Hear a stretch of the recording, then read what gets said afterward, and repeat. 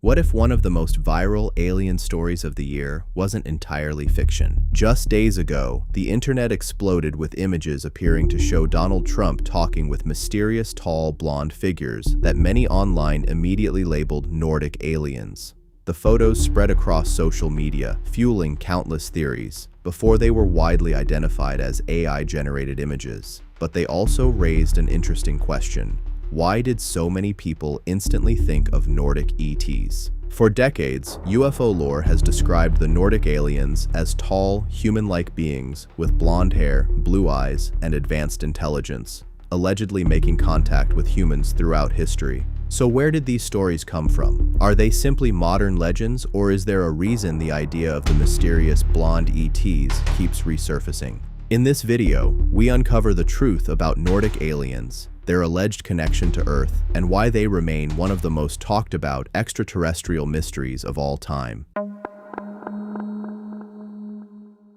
There is a phenomenon that sits at the intersection of human history, mythology, genetic science, and the deepest questions we have ever asked about our place in the universe. It is not a fringe obsession confined to the margins of late-night radio programs or the corners of internet forums where conspiracy theories bloom and fade like desert wildflowers. It is, in fact, one of the most enduring, most globally distributed, and most internally consistent bodies of testimony in all of recorded human experience. We are talking about the claim made by thousands of individuals across dozens of countries, across multiple centuries, and across wildly different cultural frameworks, that there exists among the stars a race of beings who look almost exactly like us. Tall, fair-skinned, light-eyed, with hair ranging from silver white to golden blonde, with features so human that they could walk down any European street without triggering immediate alarm.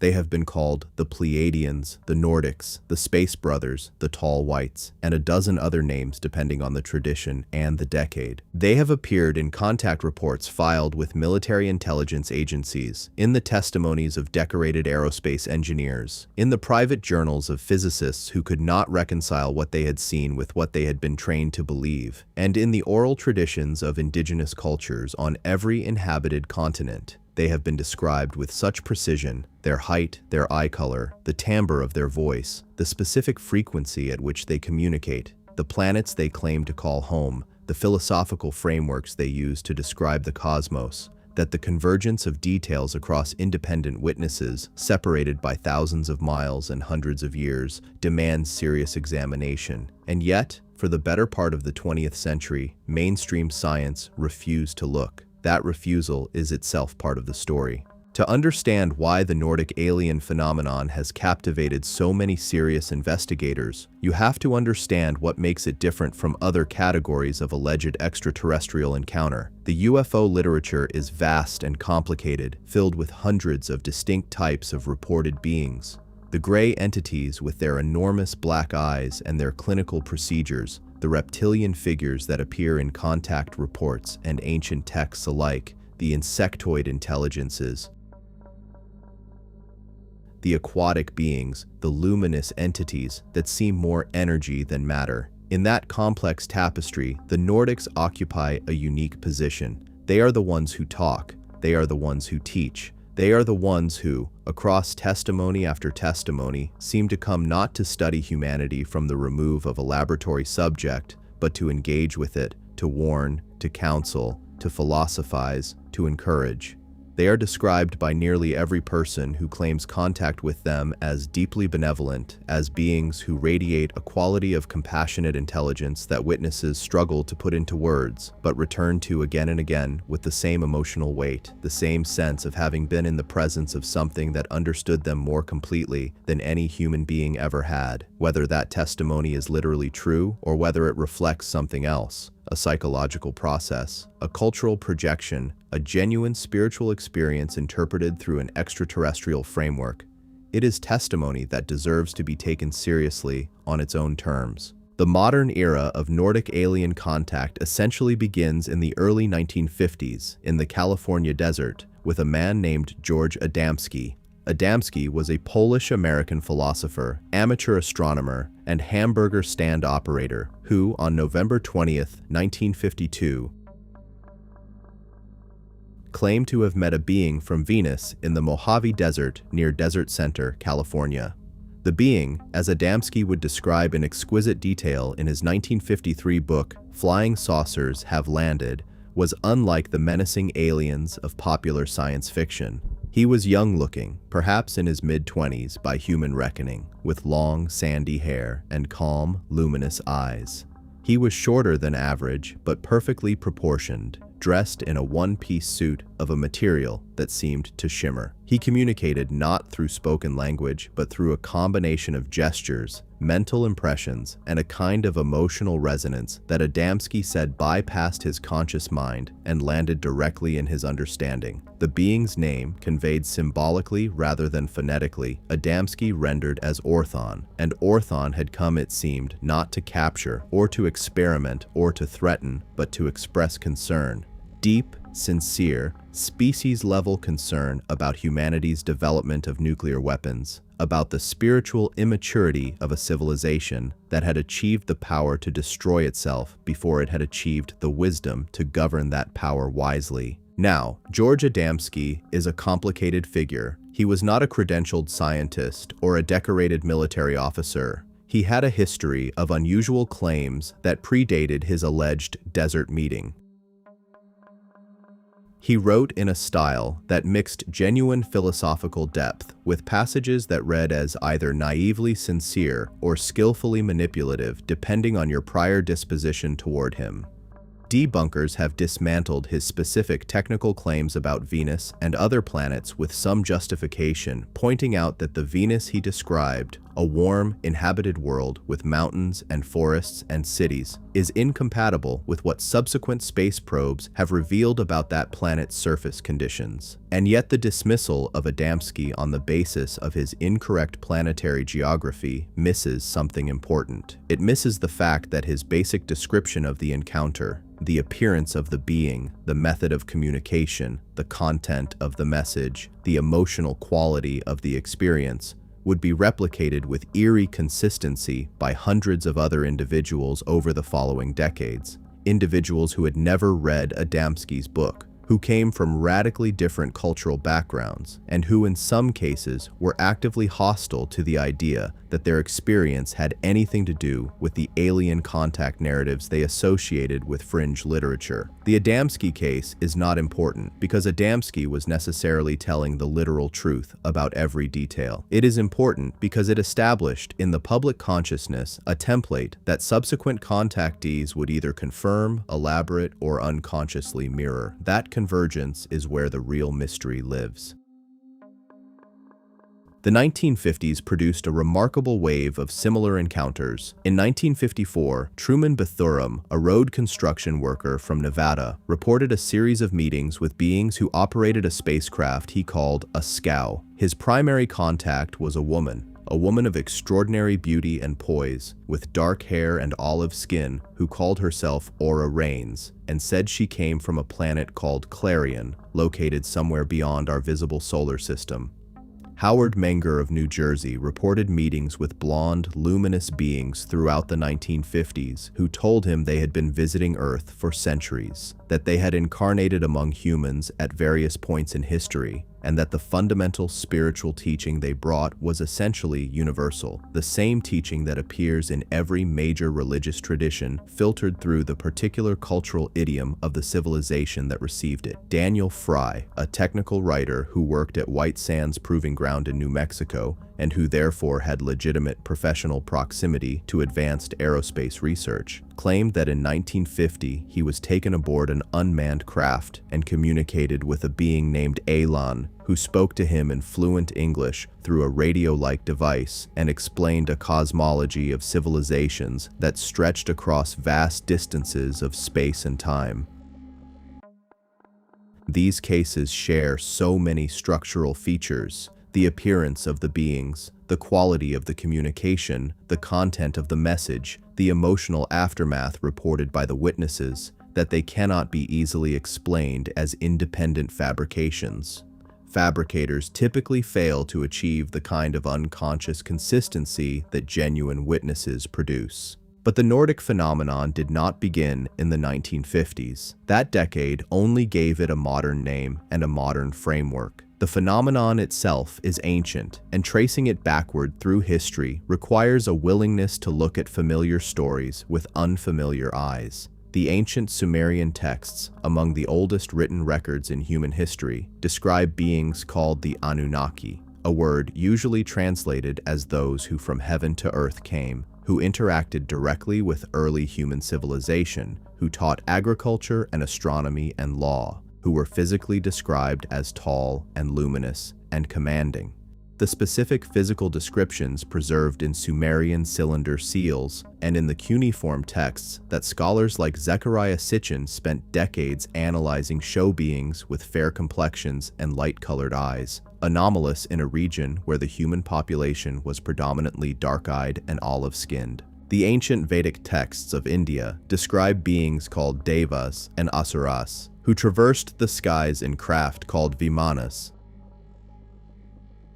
who possessed weapons of terrible power and who were explicitly not human, though they interacted with humans with a familiarity that implied long acquaintance. The Norse mythology of ancient Scandinavia describes the Aesir gods, Odin, Thor, Freya, and their kin, as beings of exceptional height and luminous quality who moved between worlds via means that the mythological tradition encoded as the world tree, Yggdrasil, but which at least some researchers have proposed represented a cosmological model of dimensional or interstellar travel. And the Scandinavian folk traditions, the ones that persist in the rural areas of Norway and Sweden and Finland well into the modern era, include detailed accounts of contact with beings described as Alfar, elves, who are neither the diminutive creatures of Victorian fairy lore, nor the medieval demons of Christian interpretation, but tall, beautiful, luminous humanoids who live in a realm adjacent to the human world and who occasionally make contact with particularly sensitive or chosen individuals, conveying teachings about the nature of reality and the relationship between the visible and invisible cosmos. The Hopi people of the American Southwest preserve a tradition of beings called the Kachinas, sky beings who visited Earth in the ancient past and who will return at a time of great planetary crisis.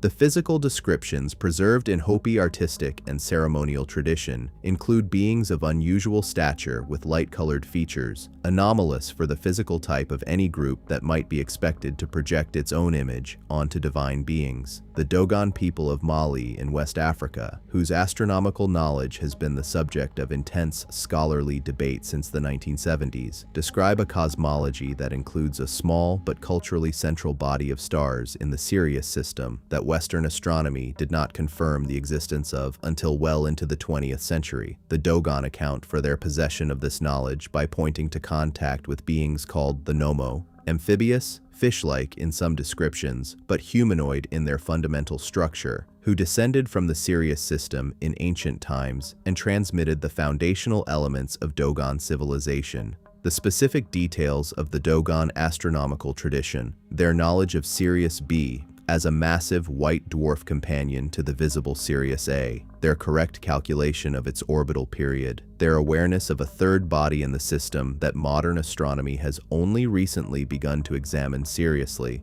constitute one of the most challenging puzzles in the anthropology of pre-modern knowledge. The Dogon had no telescopes. They had no mathematical tradition capable of independently calculating stellar masses or orbital mechanics, and yet they had the information.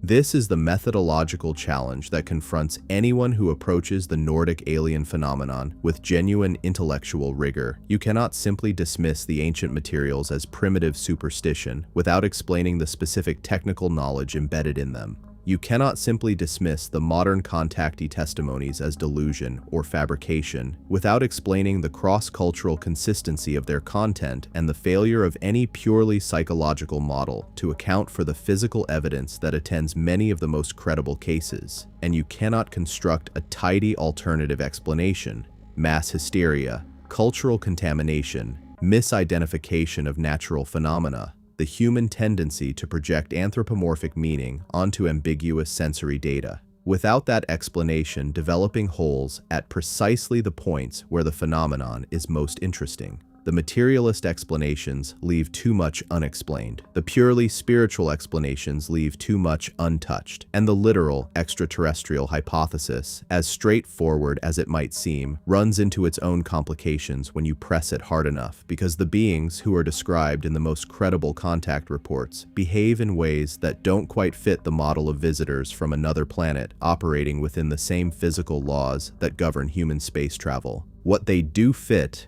and this is something the most serious researchers in this field have been wrestling with for decades, is the model of a civilization that has been interacting with Earth for an extraordinarily long time. Not visitors in the tourist sense, who arrive, observe, and depart, but something more like a relationship. A long, complex, non-linear, difficult to categorize relationship between a humanity that is still in the early stages of understanding what it is and where it came from, and another intelligence that seems to have been involved in that story from something closer to the beginning. Whether that relationship is interventionist in the genetic sense, whether, as some of the most provocative lines of evidence suggest, the beings described as Nordic aliens have actually played a role in shaping human biology over evolutionary time, is one of the most electrifying questions in this entire field of inquiry. And it is a question that increasingly researchers with legitimate scientific credentials are no longer willing to dismiss without examination. This documentary is not going to give you simple answers, because simple answers would be dishonest. The Nordic alien phenomenon is complex, layered, historically deep, and resistant to the kind of clean resolution that the human mind craves. But what it will give you is a thorough, careful, evidence-grounded examination of what we actually know, what the most credible witnesses have actually said, what the historical record actually contains, and what the emerging sciences of genetics and consciousness research and quantum physics are beginning to suggest about the nature of reality itself. Because the question of whether beings who look like us but are not us have visited this planet is not just a question about UFOs. It is a question about human origins. It is a question about the nature of consciousness. It is a question about whether the story we tell ourselves about what humanity is and where it is going is the whole story, or just the beginning of a much larger, stranger, more magnificent narrative than we have yet had the courage to imagine. We begin with the most basic question: who are the Nordics, and why do so many independent witnesses across so many different cultures and centuries describe the same beings? The consistency is the first thing that strikes any serious researcher who begins to compile the testimony. Not just the general type, tall, fair, humanoid, but the specific details that should vary randomly if the witnesses were simply projecting their cultural expectations or manufacturing comfortable fictions. The eyes appear repeatedly as one of the most striking features, described not simply as blue or green or gray, but as carrying a quality that witnesses struggle to articulate: a depth, a luminosity, a quality of attention that seems to see not just the surface of the person being looked at, but something interior, something essential. More than one witness has used the word kind, and more than one has used the word ancient, and the combination of those two qualities, a kindness that comes from a depth of experience and understanding that dwarfs anything a human being might accumulate in a single lifetime, appears so consistently across culturally unrelated testimonies that it functions almost as a fingerprint. The quality of the voice when these beings speak aloud is described repeatedly as melodic, as harmonic, as carrying overtones that seem to bypass the cognitive processing of language and land directly in the emotional and intuitive centers of the listener. The quality of the communication, when it is telepathic, which is how the majority of witnesses describe it, is consistently described not as the projection of words into the mind, but as the transmission of complete concepts, of understanding rather than information, of experiential knowing rather than propositional knowledge. You don't hear a sentence, witness after witness reports. You suddenly know a thing, and you know it the way you know that fire is hot. Not because you were told, but because in some fundamental sense you were shown. The spacecraft associated with Nordic contacts are consistently described in ways that distinguish them from the craft associated with other alleged extraterrestrial encounters, where the gray entities are typically associated with small, clinical, metallic craft.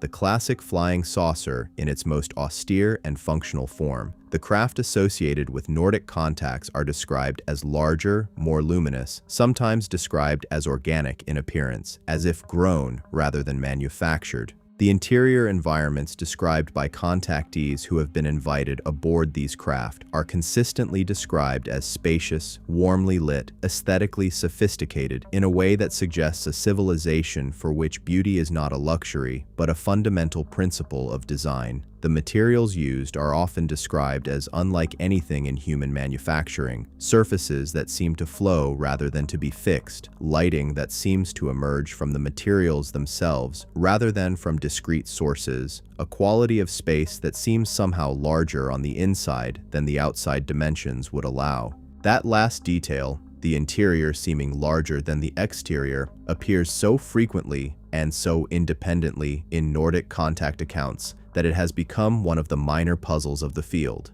It may reflect a genuine perceptual anomaly produced by some property of the craft's construction. It may reflect the altered state of consciousness that many witnesses report experiencing during contact, or it may be pointing towards something genuinely strange about the relationship between the physical dimensions of these craft and the space they occupy. The message that comes through all of these contacts, from the 1950s to the present day, with a consistency that is either the most compelling evidence for genuine extraterrestrial communication or the most remarkable example of collective mythology in the modern era, is essentially the same message. Humanity is at a critical juncture. The development of nuclear and subsequently other forms of weapons of mass destruction, combined with the spiritual and ethical immaturity of a civilization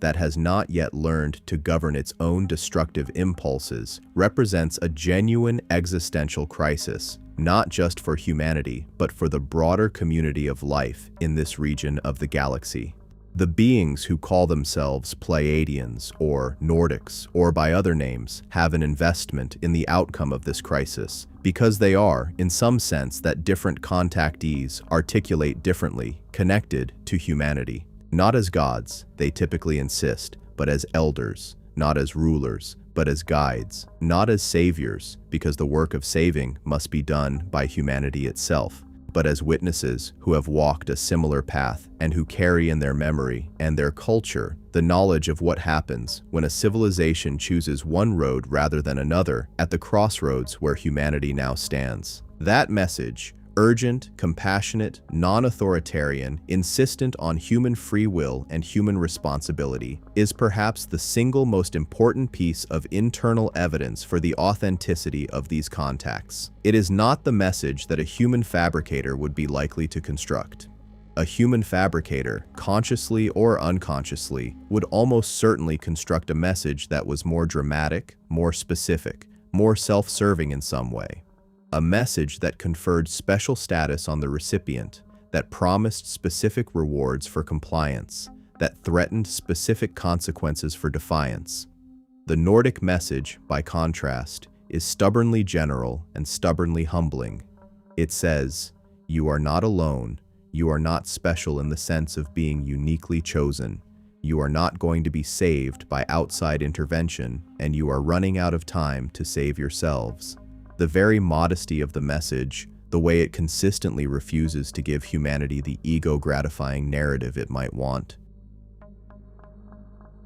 is one of the things that makes serious researchers take it seriously. We will examine this message in depth, and we will examine the people who received it, their backgrounds, their credibility, their subsequent lives, the ways in which the contacts they reported changed them, the ways in which those changes were documented by people who knew them. We will look at the scientific evidence that accumulates around the edges of these encounters, the physical trace evidence, the medical anomalies, the electromagnetic effects on equipment, the corroborating testimony of secondary witnesses. We will look at what military and government intelligence agencies knew about the Nordic phenomenon and when they knew it, and why the pattern of official response to it follows a logic that makes considerably more sense if the phenomenon is real than if it is simply mass delusion. And we will look carefully and without premature conclusions at the genetic and archaeological evidence for a human past that is stranger and more complex than the standard historical narrative allows. The truth about the Nordic aliens, whatever that truth ultimately turns out to be, is one of the most important questions of our time. Not because the answer will necessarily confirm or deny the existence of extraterrestrial intelligence, though it may do both, but because the process of seriously examining this question with the tools of rigorous historical research and genuine scientific curiosity, rather than the blunt instruments of dismissal and ridicule, forces us to re-examine the most fundamental assumptions we carry about who we are, how we got here, and what we are capable of becoming. That re-examination is long overdue, and it starts here: the contactee era and the witnesses who changed history. The decade of the 1950s occupies a peculiar position in the history of the Nordic alien phenomenon. It was the decade in which the modern contactee tradition crystallized into something coherent enough to be studied, debated, ridiculed, and eventually, reluctantly, by those with the courage to follow the evidence, taken seriously.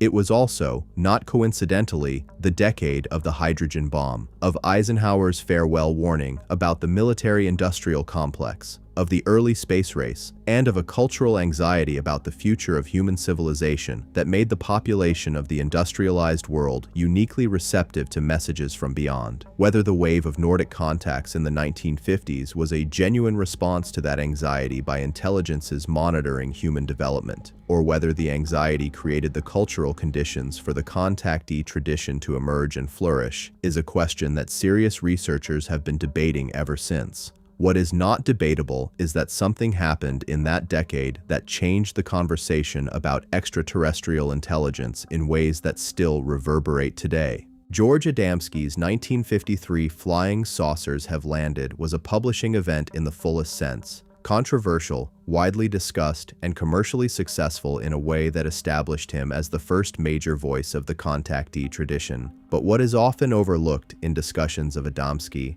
is the corroborating testimony that attended his most significant claimed encounter. When Adamski met the being he called Orthon on November 20th, 1952, he was not alone. He was accompanied by 6 other individuals: Lucia Johnston, Alice Wells, Betty Bailey, Dr. George H. Williamson, Mrs. Betty Williamson, and Alfred Bailey. These 6 people did not share Adamski's close encounter with Orthon, but they did witness the spacecraft from a distance, and Dr. George Williamson made detailed drawings of the footprints left by Orthon in the desert soil, footprints that showed unusual symbols pressed into them by some element of the being's footwear. Williamson, who was a legitimate if unconventional anthropologist with expertise in ancient symbolic systems, later identified those symbols as corresponding to elements of ancient pre-Columbian written languages, a claim that has never been satisfactorily explained by conventional academic analysis. 6 witnesses to the craft, 1 witness to anomalous physical trace evidence, and a contact report whose core content, the appearance of the being, the method of communication, the substance of the message, would be replicated with striking fidelity by dozens of subsequent independent contactees who had no established connection to Adamski, and who in many cases would have been motivated by credibility concerns to differentiate their accounts from his rather than to confirm them. Orfeo Angelucci was a factory worker at the Lockheed Corporation's facility in Burbank, California, a man with no particular background in metaphysics or speculative philosophy, and no apparent motivation to fabricate an elaborate series of encounters that would cost him considerable professional credibility and personal comfort. His book, The Secret of the Saucers, published in 1955, describes a series of contact experiences that began in May 1952 and continued intermittently over the following years. The beings who communicated with Angelucci were not always physically present. Sometimes they communicated through what he described as circular screens that appeared in his vicinity, showing him images of other worlds, other civilizations, and what he was shown and told consistently exceeded anything that the popular science fiction of his era had imagined. What is striking about Angelucci's account, beyond the internal consistency and the credible quality of his confusion and reluctance in the early stages of the experiences, is the philosophical framework that the beings communicated to him. It was not a framework drawn from any single human religious tradition, though it shared structural features with several. It was a framework centered on the nature of consciousness as the fundamental substrate of reality, on the relationship between individual awareness and a larger, non-local field of intelligence that the beings described as the source of all existence, and on the evolutionary trajectory of consciousness through multiple levels of physical and non-physical reality. This framework, communicated in the mid-1950s by a California factory worker who had no training in philosophy, physics, or comparative religion, maps with remarkable precision onto the conclusions being reached independently by quantum physicists, consciousness researchers, and transpersonal psychologists in the final decades of the 20th century. Daniel Fry deserves particular attention in any serious examination of the Nordic contactee tradition, not because his case is necessarily the most dramatic or the most evidentially complex, but because his professional background makes his willingness to go public with his experiences more significant than it would be for a private individual with nothing to lose. Fry worked as a technical writer and systems analyst at the Aeroscope Corporation and was stationed at the White Sands Proving Ground in New Mexico in 1950, when he claims to have encountered an unmanned extraterrestrial craft that had landed near the facility. He was invited aboard by a disembodied voice, the voice of a being who called himself Alan or Alan, and who explained that he was communicating from a larger vessel at higher altitude, operating the smaller craft by remote control. The conversation that followed covered an enormous range of topics: the physics of the craft's propulsion system, the history of civilizations on Earth and elsewhere, the nature of the crisis facing humanity, and the specific ways in which human scientific and philosophical understanding would need to evolve if the species was going to survive its current developmental phase. Fry went on to write several books about his experiences and to found a non-profit organization dedicated to disseminating what he had learned. He never recanted, he never expressed doubt about the fundamental reality of what he had experienced, and he consistently refused to embellish the account in the ways that would have made it more commercially successful. His professional background, his comportment throughout decades of public attention, and the specific technical details of the craft's propulsion system that he described, details which, when analyzed by aerospace engineers decades later, turned out to be internally consistent with certain speculative physical models that did not exist in the open scientific literature in 1950,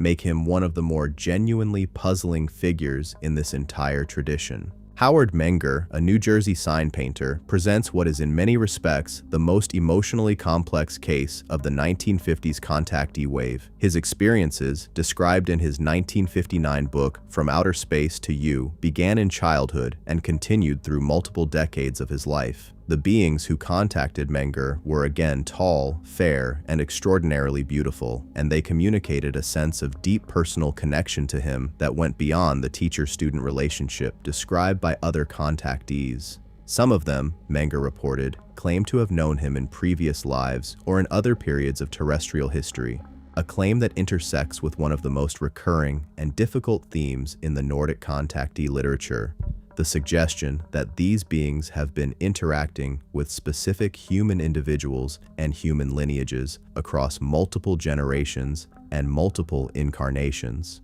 Menger was corroborated by his wife Connie, who had her own independent history of contact experiences and whose testimony supported the structural features of Howard's accounts without simply duplicating them. Menger also produced physical evidence. He claimed to have been given pieces of metal from extraterrestrial craft and to have taken photographs of craft at close range. and while the metal samples were analyzed by several independent investigators with inconclusive results, the photographs he produced in the 1950s remain unexplained by conventional analysis. Elizabeth Clarer is a figure who occupies a position in the European branch of the Nordic contactee tradition, equivalent to Adamski's position in the American. A South African woman with a distinguished background, she held a meteorology degree, had worked as an intelligence officer during World War II, and was trained as a pilot. Clarer began reporting contact experiences in the late 1950s and described them in her 1980 book,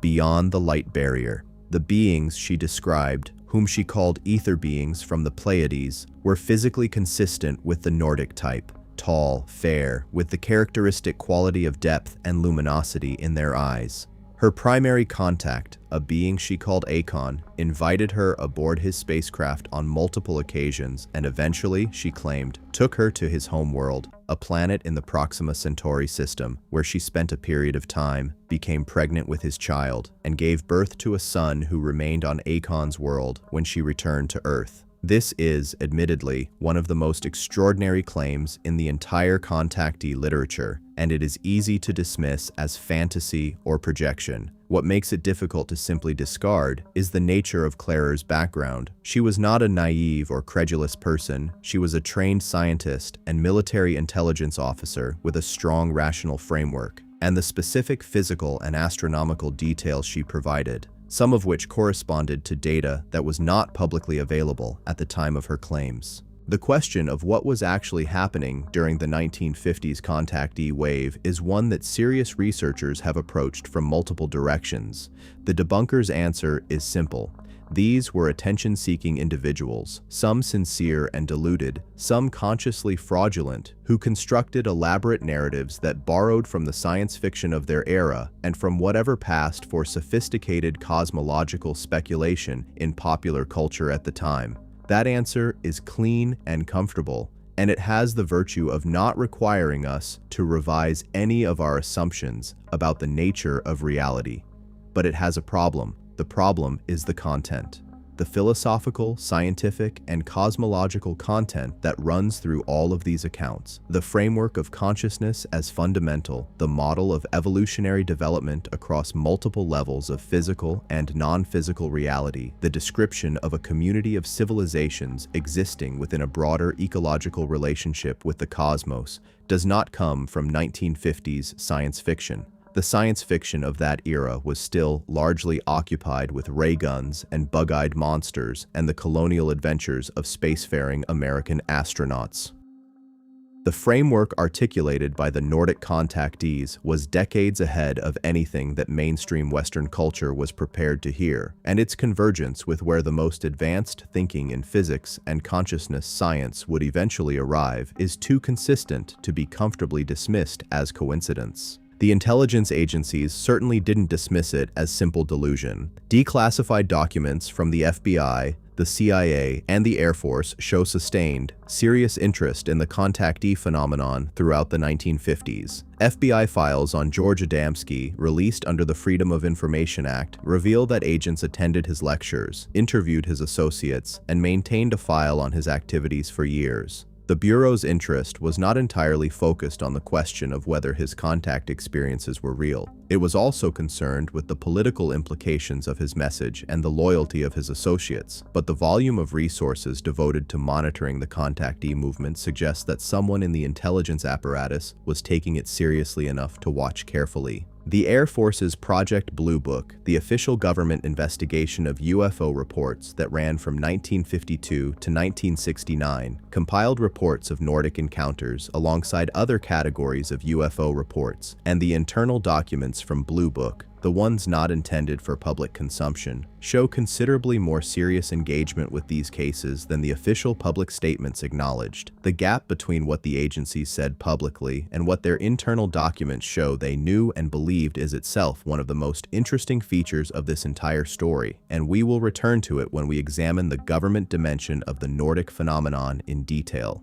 What is perhaps most important to understand about the 1950s contactee wave is not the individual cases in isolation, but the pattern they collectively establish. Across a decade that began with the first confirmed UFO wave in 1947 and ended with the world standing on the knife edge of nuclear annihilation during the early stages of the Cold War, a series of ordinary people from multiple countries reported encounters with the same type of beings communicating the same essential message. The message was not culturally specific. It did not favor one nation or one religion or one political system over another. It was not technologically naive. It described physical principles that anticipated discoveries not yet made. It was not self-serving in the ways that fabricated religious traditions typically are. It did not establish hierarchies of special knowledge. It did not demand rituals of compliance. It did not threaten damnation for doubt. It said, in essence, you are more than you know, you are in danger, and you have the capacity within you to meet the challenge you face.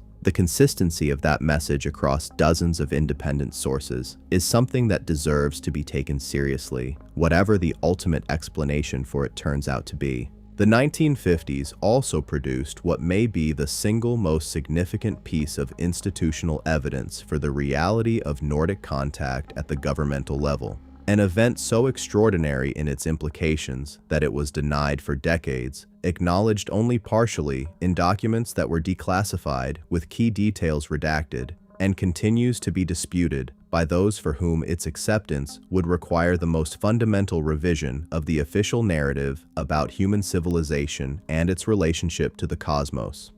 In February 1954, President Dwight D. Eisenhower disappeared from public view for an evening while ostensibly on vacation in Palm Springs, California. His press secretary initially explained the disappearance by saying that Eisenhower had made an emergency dental visit. Subsequent investigation by several credible researchers, including Timothy Good, the British author and researcher who has access to extraordinary sources within the military and intelligence establishment on both sides of the Atlantic, has produced compelling evidence that on that evening, Eisenhower was taken to Edwards Air Force Base, formerly Muroc Army Airfield, and introduced to extraterrestrial beings who had landed their craft at the facility and requested a meeting with the leader of the United States government. The beings described in accounts of the Edwards meeting are not the gray entities associated with later abduction experiences. They are described as Nordic, tall, fair, physically indistinguishable from human beings at first glance, communicating in English and presenting a specific proposal to the United States government. The proposal, as it has been reconstructed from multiple independent sources with access to the classified record, was essentially this: that the beings identified themselves as having a long and profound relationship with Earth and with humanity, that they were deeply concerned about the development and potential deployment of nuclear weapons, that they were willing to offer assistance in the form of technological and philosophical knowledge that could transform human civilization, but that this assistance came with a condition, the condition being nuclear disarmament and a fundamental shift in the priorities and values that governed how the most powerful human societies organized themselves and their relationship to the natural world. Eisenhower, according to these accounts, did not accept the offer. The reasons given vary depending on the source, but the most consistent account suggests that the military and intelligence advisors who were present considered the condition of disarmament unacceptable in the context of the Cold War and the Soviet Union's own nuclear development, and that the beings departed without agreement, leaving behind an impression that was profound enough to produce in Eisenhower what multiple sources describe as a state of deep emotional disturbance in the days that followed. Whether or not the Edwards Air Force Base meeting happened exactly as these sources describe, and the evidence for some version of it is more substantial than most people realize, it represents a logical extrapolation of everything else we know about the Nordic phenomenon. If there are beings with a long relationship to Earth who are genuinely concerned about the nuclear situation, and if they have the capability to communicate with and physically interact with human beings as so many credible witnesses describe, then approaching the head of the most powerful human government at the moment of maximum nuclear danger is precisely what you would expect them to do.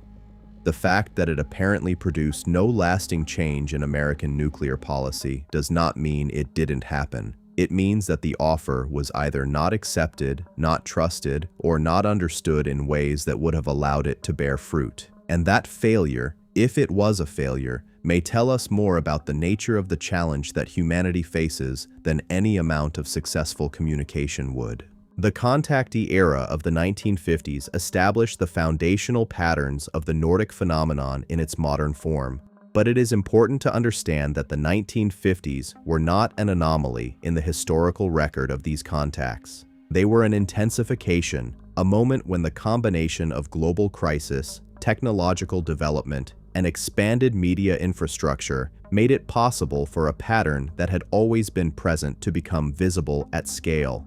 The deeper history of Nordic contact stretches back through the centuries and the millennia, encoded in the mythological traditions and the religious texts and the oral cultures of human civilizations that had no way of knowing about each other's parallel experiences. That deeper history is where we turn next. But before we leave the 1950s behind, it is worth pausing on one detail that runs through virtually every account from this era, and that has been insufficiently examined. The beings in all of these contacts, without exception, expressed awareness of each other. They spoke of themselves not as isolated individuals from isolated civilizations, but as members of a community, a complex, multi-civilizational community with its own internal politics, its own debates and disagreements about how to approach the human situation, and its own long institutional memory of the relationship between their kind and humanity. They did not agree on everything.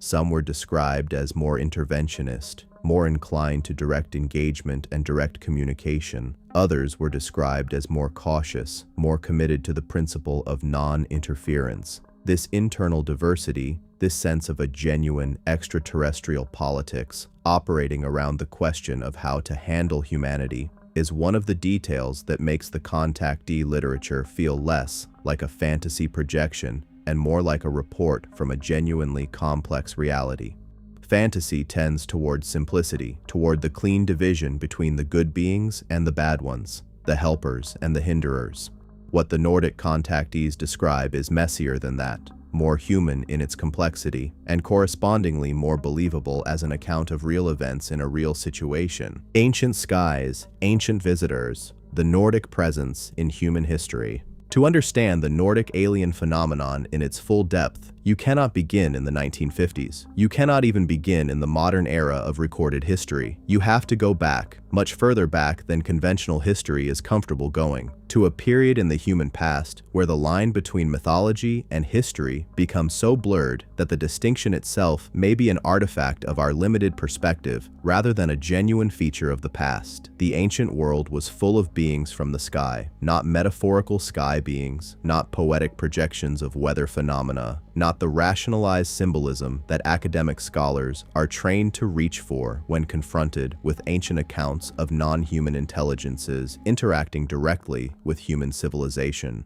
The ancient records, when you read them in their original languages and in their full cultural context, rather than through the sanitizing filter of later theological or scholarly interpretation, describe something that looks remarkably like what modern contactees describe. Tall, luminous, humanoid beings of extraordinary capability who interacted with early human societies, transmitted knowledge, shaped institutions, participated in human affairs at the highest levels, and eventually withdrew, or were withdrawn, from direct visibility, leaving behind traditions and texts and architectural achievements whose sophistication continues to baffle modern analysis. The Sumerian civilization is the natural starting point for any serious examination of the ancient Nordic presence because it is simultaneously the oldest and the best documented of the ancient high civilizations, and because the Sumerian texts make less effort than most ancient traditions to metaphorize or spiritualize their accounts of non-human beings.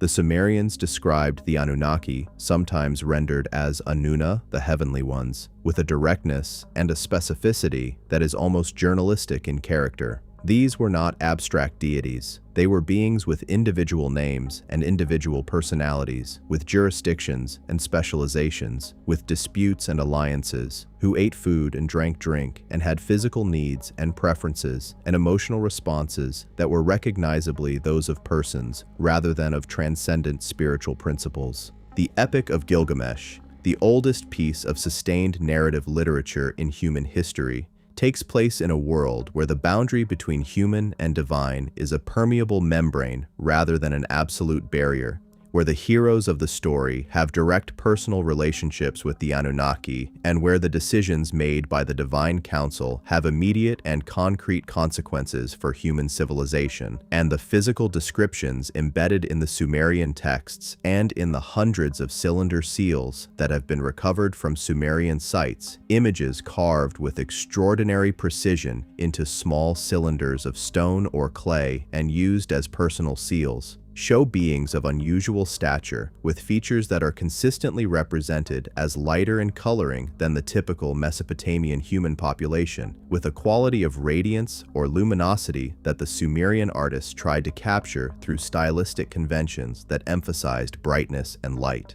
Zecharia Sitchin spent the better part of 5 decades analyzing the Sumerian texts with a literalism that most academic Assyriologists found objectionable and most alternative researchers found revelatory. His Earth Chronicles series, beginning with the 12th planet in 1976, presented a comprehensive reconstruction of the Anunnaki story that proposed they were an extraterrestrial civilization from a planet in the outer reaches of our solar system, a planet with a highly elliptical orbit that brings it into the inner solar system approximately every 3,600 years, which Sitchin identified with the Sumerian concept of the Nibiru. According to Sitchin's reading of the texts, the Anunnaki came to Earth hundreds of thousands of years ago in search of gold, which they needed for a specific purpose related to their home planet's atmospheric chemistry, and in the process of establishing their mining operations on Earth, they engineered a new species of worker by genetically modifying the existing hominid population,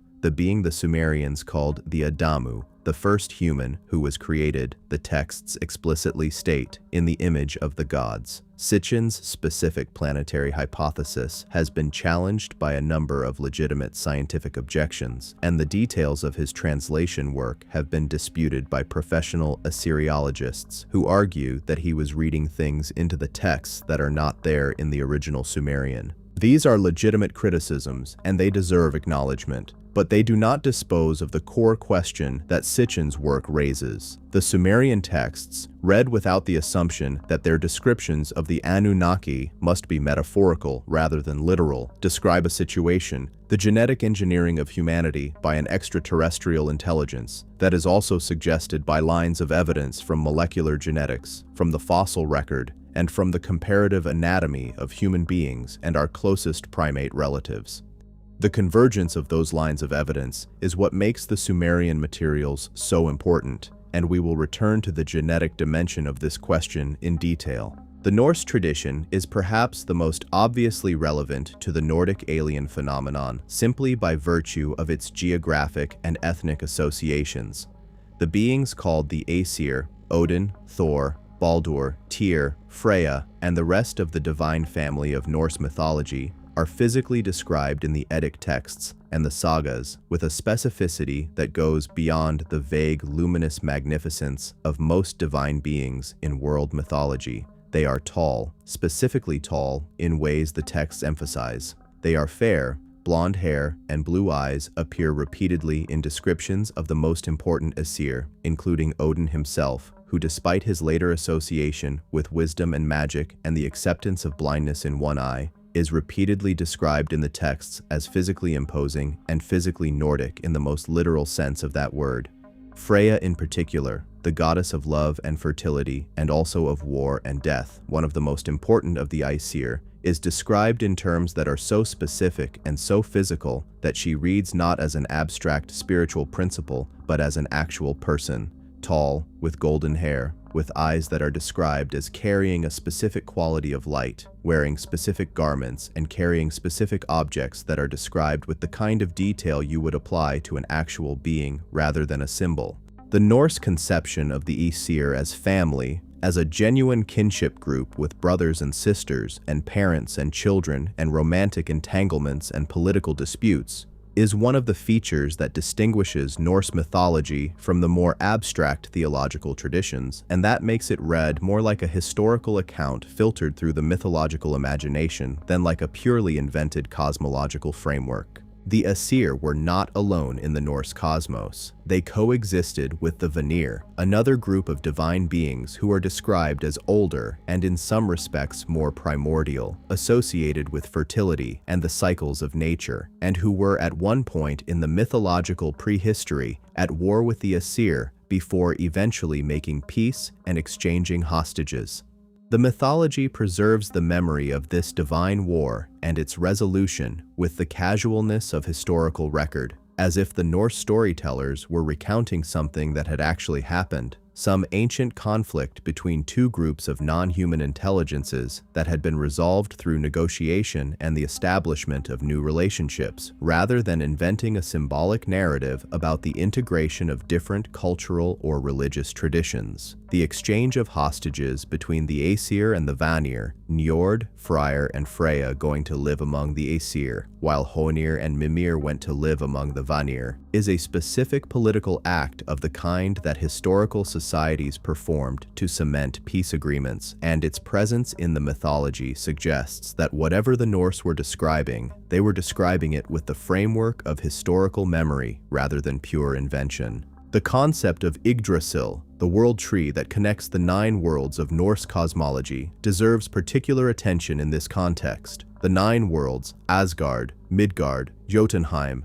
Vanaheim, Alfheim, Svartalfheim, Niflheim, Muspelheim, and Helheim, are typically understood by modern scholars as a cosmological framework that organizes different aspects of existence or different categories of being.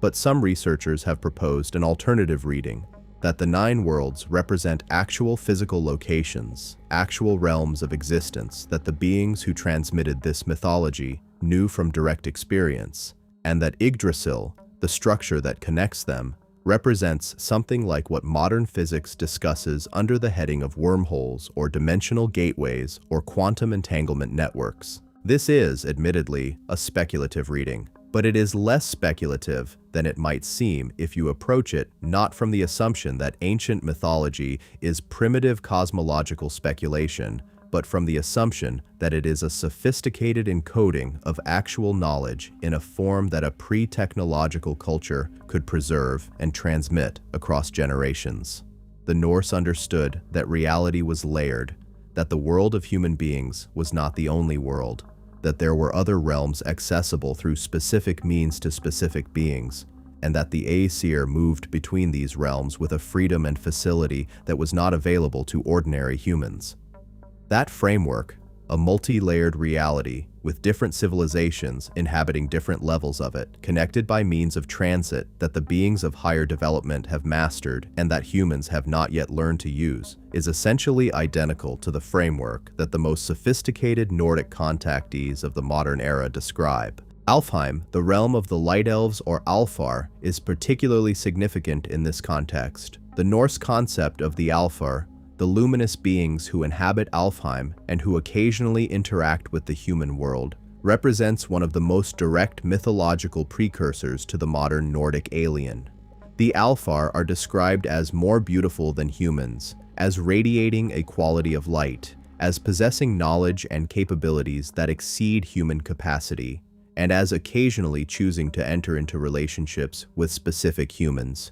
teaching them, guiding them, and in some accounts forming the kinds of deep personal connections that the most intimate Nordic contactee accounts describe. The folk traditions of Scandinavia, which preserve the Alfar mythology in a more popular and less literarily refined form than the Eddic texts, include accounts of Alfar interaction with humans that are structurally identical to modern contact accounts. The sudden appearance of a luminous being of extraordinary beauty, the communication of knowledge or warning or guidance, the lasting transformation of the witness, and the instruction to share what has been received with others.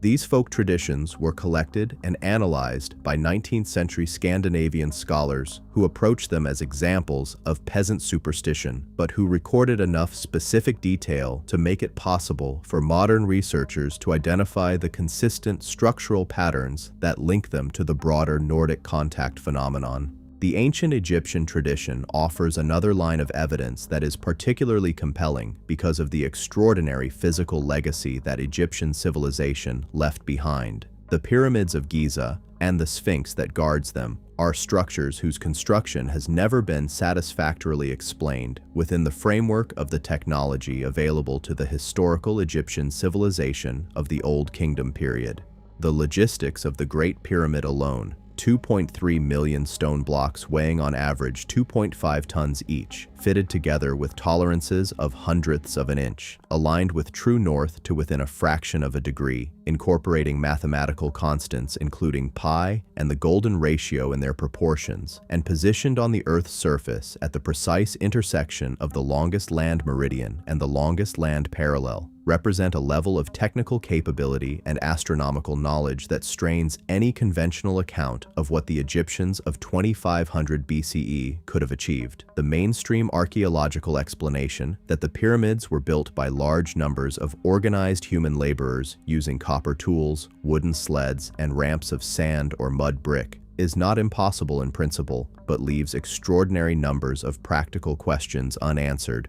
questions that have produced a sustained and unresolved debate among engineers, physicists, and archaeologists about the actual methods used. The ancient Egyptian texts, particularly the pyramid texts, which are among the oldest religious writings in the world, describe the pharaoh's relationship with beings called the Neteru, usually translated as gods, but more precisely meaning something like the divine principles or the creative intelligences, in terms that are explicitly physical and explicitly spatial. The pharaoh ascends to join the Neteru in the sky. The Neteru descend to instruct the pharaoh. The Duat, the Egyptian afterlife realm, is not a vague spiritual dimension, but a specific location in space, oriented toward the constellation of Orion and the star Sirius. The alignment of the shafts in the King's Chamber and Queen's Chamber of the Great Pyramid, which Robert Bauval demonstrated in 1993, point directly toward Orion's belt and the star Thuban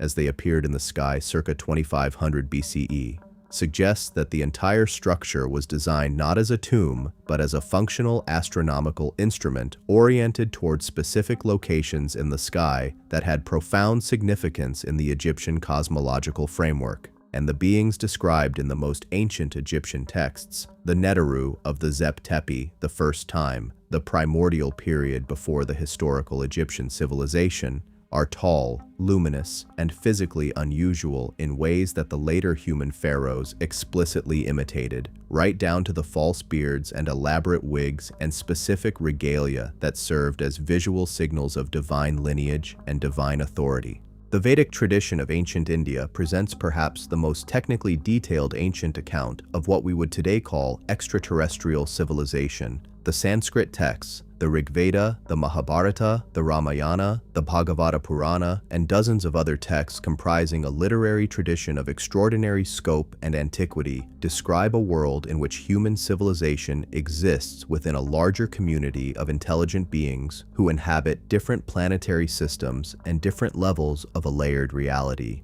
The Devas, the Shining Ones, are physically described in ways that align with what we would call the Nordic type: tall, luminous, possessed of capabilities that exceed human capacity, and associated with specific regions of the sky.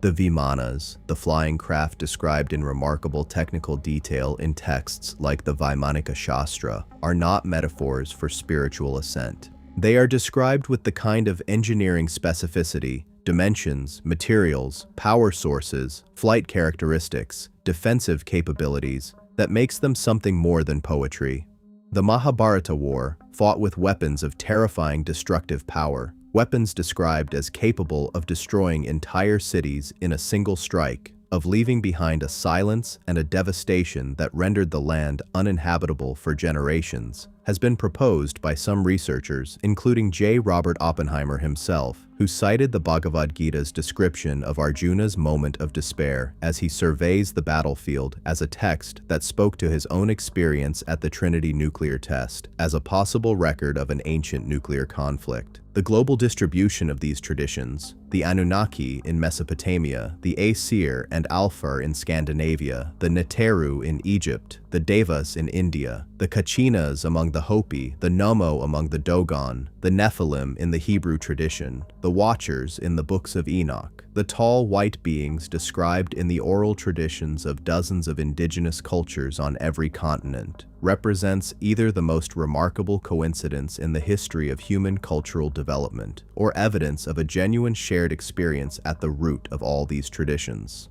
The idea that early human societies on multiple continents, without any possibility of direct cultural contact, all independently invented remarkably similar accounts of tall, luminous, sky-dwelling beings who interacted directly with human civilization and transmitted knowledge that accelerated human development.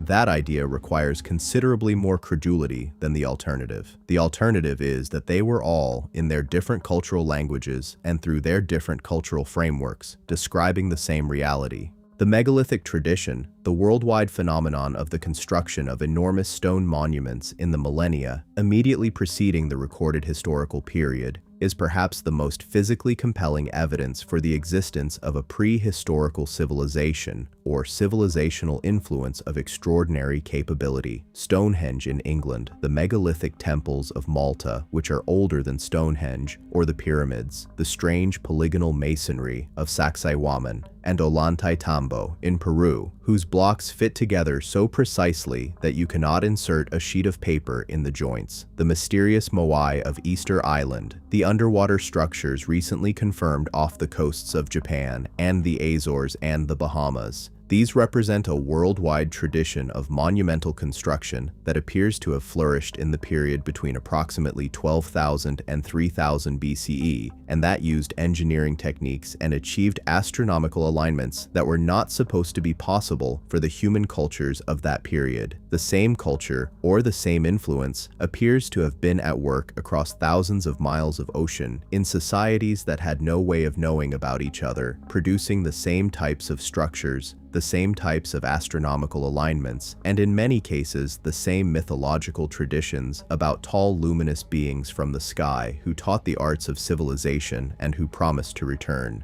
The Pleiades appear in virtually every major ancient astronomical tradition as a cluster of particular significance, and in virtually every tradition they are associated with the sky beings who interacted with humanity. The name itself, Pleiades, comes from the Greek Pleiades, the 7 daughters of Atlas, divine beings who were transformed into stars. But the Pleiades appear in the Hopi tradition as the ancestral home of the Kachinas, in the Maori tradition as the Matariki, the 7 stars whose appearance marks the new year and who are associated with the ancestors, in the Japanese tradition as the Subaru, in the Hindu tradition as the Kritika, associated with the birth of the divine warrior Kartikeya. The consistency with which human cultures around the world have identified the Pleiades as the point of origin of their sky teachers is not coincidental. It may be the most important single piece of astronomical evidence in this entire inquiry, a global tradition, independently preserved in dozens of unconnected cultures, pointing to the same stellar neighborhood as the source of the beings who came to Earth in the ancient past. And it is worth noting that when modern Nordic contactees report the claimed home of their contacts, the Pleiades appear more frequently than any other stellar system. The ancient memory and the modern testimony point to the same place. What emerges from this global survey of ancient traditions is not a single coherent narrative, but a pattern of non-human intelligences of the Nordic physical type interacting with human civilization across enormous stretches of time and geography, transmitting knowledge, shaping institutions, and eventually withdrawing from direct visibility while leaving behind traditions that preserved the memory and the meaning of their presence. The reasons for the withdrawal, encoded differently in different traditions, share a common thread. Humanity was not ready. Not ready for the full reality of what it had been shown, not ready for the responsibilities that came with the knowledge that had been transmitted, not ready for the relationship with the larger community of intelligence that had been offered. The withdrawal was not abandonment. Almost every tradition that records it also records the promise of return at a specific time in the future when humanity would have developed sufficiently to receive and to use what it had been prepared for over so many centuries of patient teaching. We are, many researchers believe, living in that time.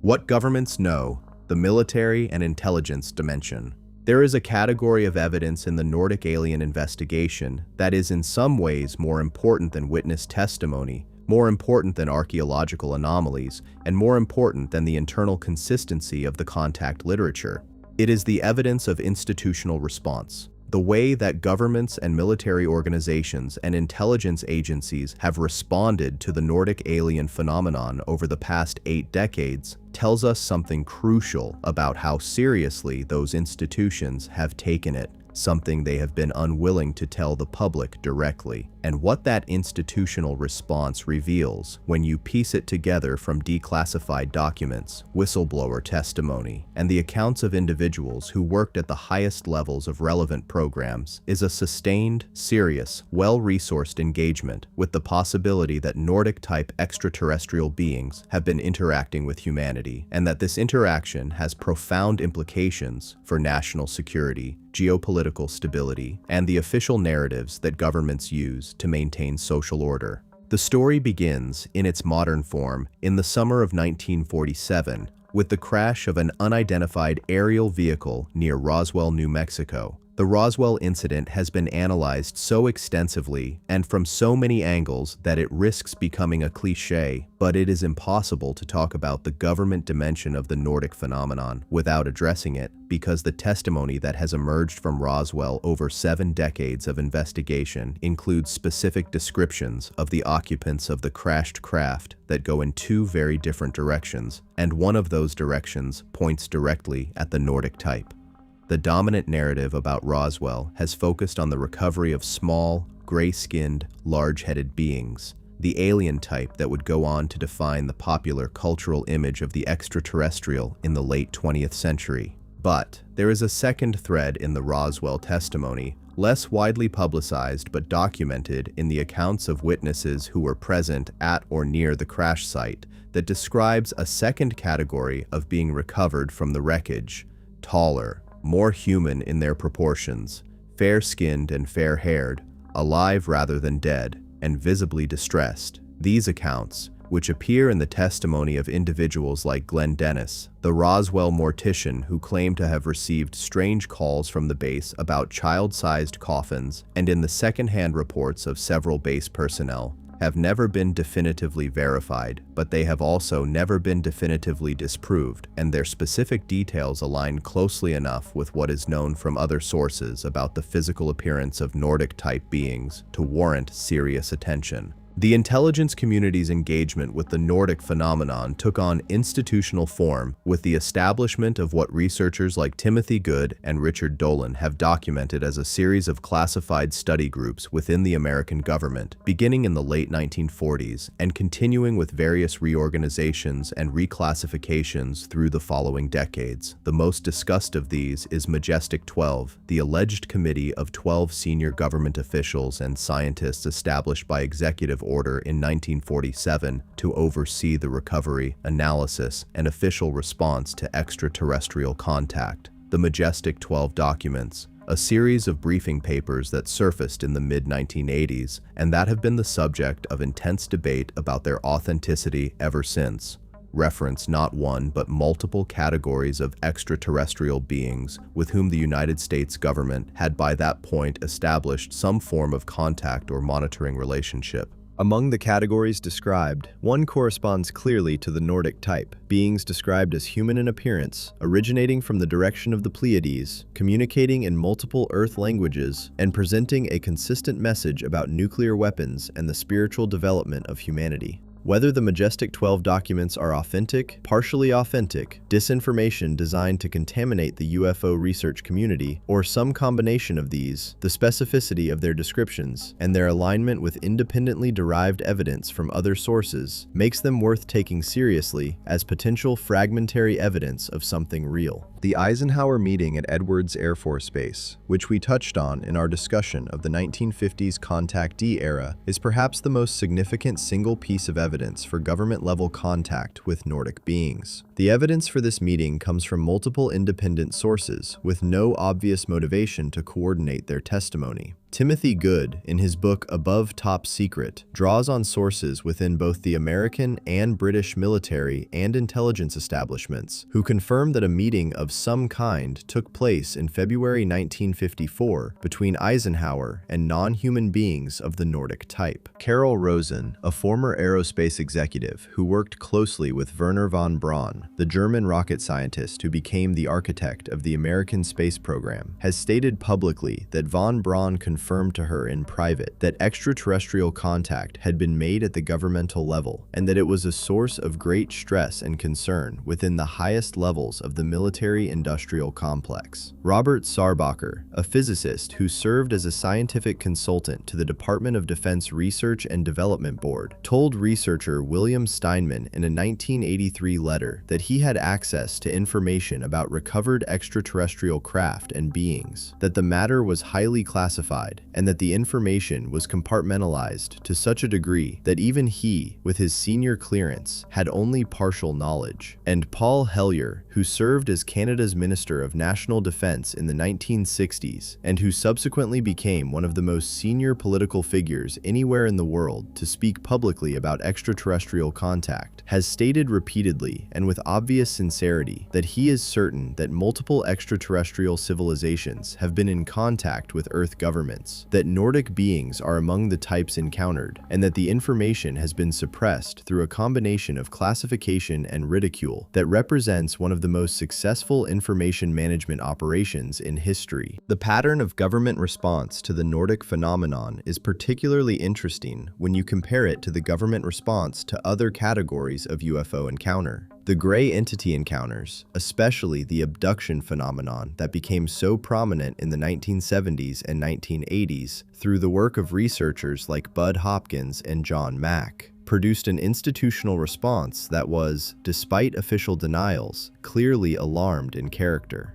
The evidence suggests that the gray entity program, whatever its ultimate nature, was associated with a relationship that was adversarial, or at least deeply uncomfortable from the human side, and that the official response to it was characterized by an urgency and a defensiveness that speaks to genuine concern. The response to Nordic contacts, by contrast, appears to have been characterized by something more complex, a combination of genuine interest and engagement, deep suspicion about the intentions of beings whose benevolent presentation might be a manipulation strategy, and a fundamental institutional inability to respond constructively to a message that challenged every assumption on which the existing power structure was based.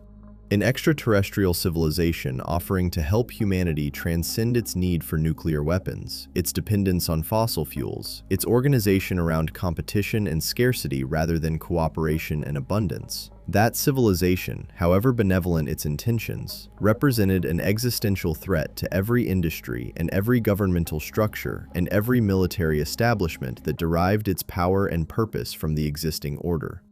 The suppression of Nordic contact information was not simply a matter of national security in the narrow sense. It was a matter of civilizational power maintenance in the deepest sense. The military encounter cases involving Nordic-type beings form a particularly compelling subset of the evidence, because military witnesses are subjects to the most rigorous credibility standards available, and because their willingness to report these experiences, knowing the career consequences, carries a weight that civilian witness testimony, however sincere, simply cannot match. Lieutenant Colonel Charles Halt, who was the deputy base commander at RAF Bentwaters in Suffolk, England, during the famous Rendlesham Forest incident of December 1980, filed an official memorandum to the Ministry of Defense describing his direct observation of unexplained aerial phenomena at close range. Halt's case is primarily known for its focus on the craft itself and the physical trace evidence left in the forest, but less widely publicized aspects of the Rendlesham incident, drawn from the testimony of other personnel who were present, include descriptions of beings of humanoid form, taller than average, observed in or near the craft before it departed.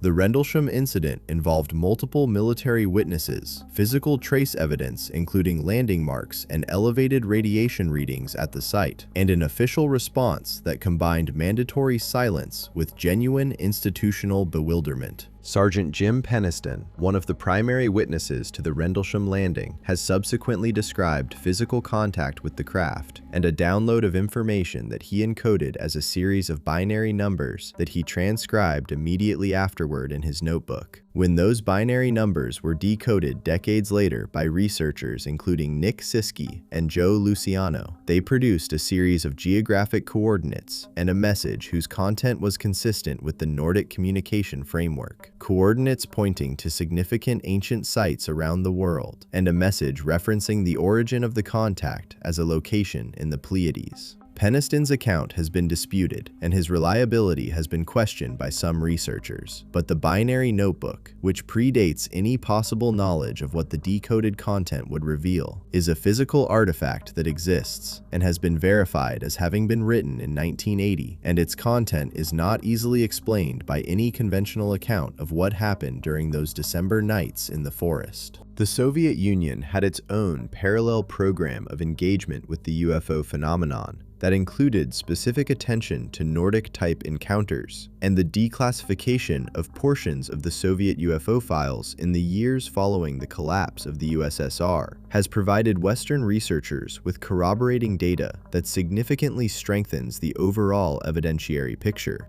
The KGB files on UFO incidents, portions of which were made public in the 1990s through various channels, including the 1990 documentary that aired on Soviet television and produced a sensation among the Soviet public, include reports of Nordic-type beings associated with aerial phenomena over Soviet territory, reports that were investigated seriously by Soviet military intelligence, and that, in several cases, involved physical evidence, landing traces, electromagnetic effects, and in at least one case, changes to the soil chemistry at a reported landing site that were analyzed in Soviet government laboratories. The Soviet material is particularly interesting because it eliminates the possibility that Nordic contact reports are an artifact of American cultural expectations or American intelligence disinformation. The same phenomenon was being reported and investigated on the other side of the Iron Curtain by investigators with completely different institutional frameworks and completely different cultural assumptions. And the reports they produced share the same structural features as the American and European material. The French government's GPAN program, which operated within the French space agency CNES from 1977 onward, and which had access to police, military, and civilian air traffic control reports, analyzed hundreds of UFO cases over several decades and produced findings that were, by the standards of official government UFO investigations anywhere in the world, remarkably frank about the reality of the phenomenon. The Cometa Report, a document produced in 1999 by a group of senior French military and intelligence officials and retired government scientists, concluded explicitly that the extraterrestrial hypothesis was the most likely explanation for the most unexplained UFO cases in the French database, and called for an official policy of preparation for contact with extraterrestrial intelligences rather than continued denial of the phenomenon's reality.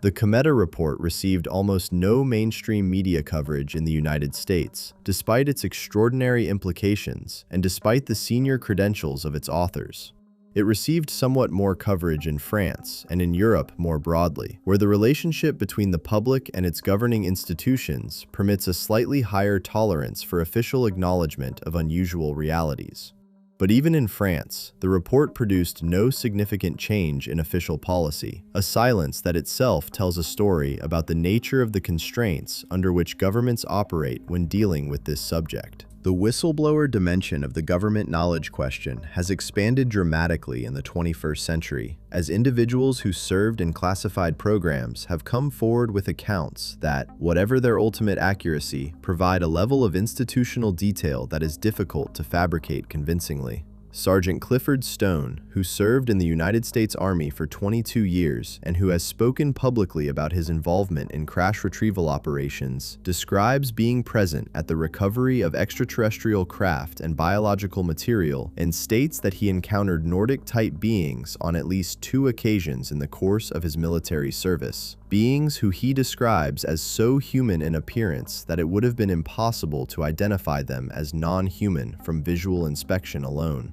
Stone claims that the military maintained a document identifying 57 distinct species of extraterrestrial beings that had been encountered up to the time of his service, and that the beings he would describe as Nordic occupied a specific position in that taxonomy, beings of essentially human biological type with the capacity to pass undetected in human society, and who were, in his assessment, broadly benevolent in their orientation toward humanity. Daniel Sheehan, a constitutional attorney who represented the Jesuit order in its legal efforts to access Vatican secret archives files on UFO phenomena, has described being shown, in a classified section of the Congressional Library, photographs from a secret report on crashed UFOs that included images of writing on the hull of a recovered craft, writing that was subsequently identified by specialists in ancient languages as corresponding to Proto-Sumerian script. The intersection of extraterrestrial craft with the most ancient writing system on Earth is exactly the kind of detail that you would expect if the relationship between the beings who built those craft and humanity extends back to the period in Mesopotamian history when the Anunnaki were said to have transmitted the gifts of civilization, including writing, to early human culture.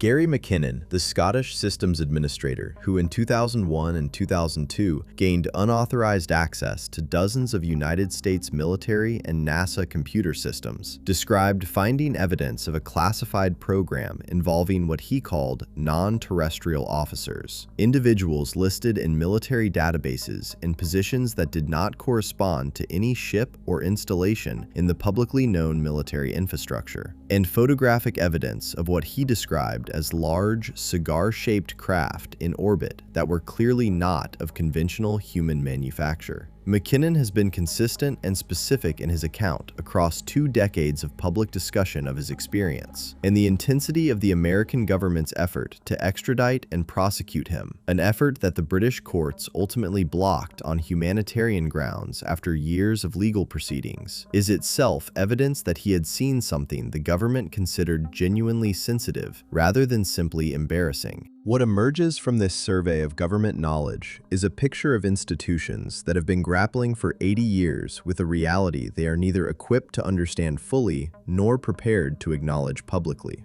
The Nordic phenomenon specifically, the repeated contact by beings of essentially human physical type carrying a message about nuclear weapons, spiritual development, and humanity's place in a larger community of intelligence, has placed governments in an impossible position. To acknowledge the reality of the contacts would be to validate the message, and validating the message would require a fundamental rethinking of every policy, every power structure, every economic arrangement, and every geopolitical strategy that the existing system is built upon. It would require governments to explain why they have suppressed this information for decades to their own citizens and to the world. It would require the scientific establishment to acknowledge that its foundational assumptions about the nature of reality and humanity's uniqueness in the cosmos were profoundly incorrect. And it would require religions to grapple with the theological implications of an intelligence that is more advanced than humanity, that has been shaping human development for millennia, that is not God in the traditional theological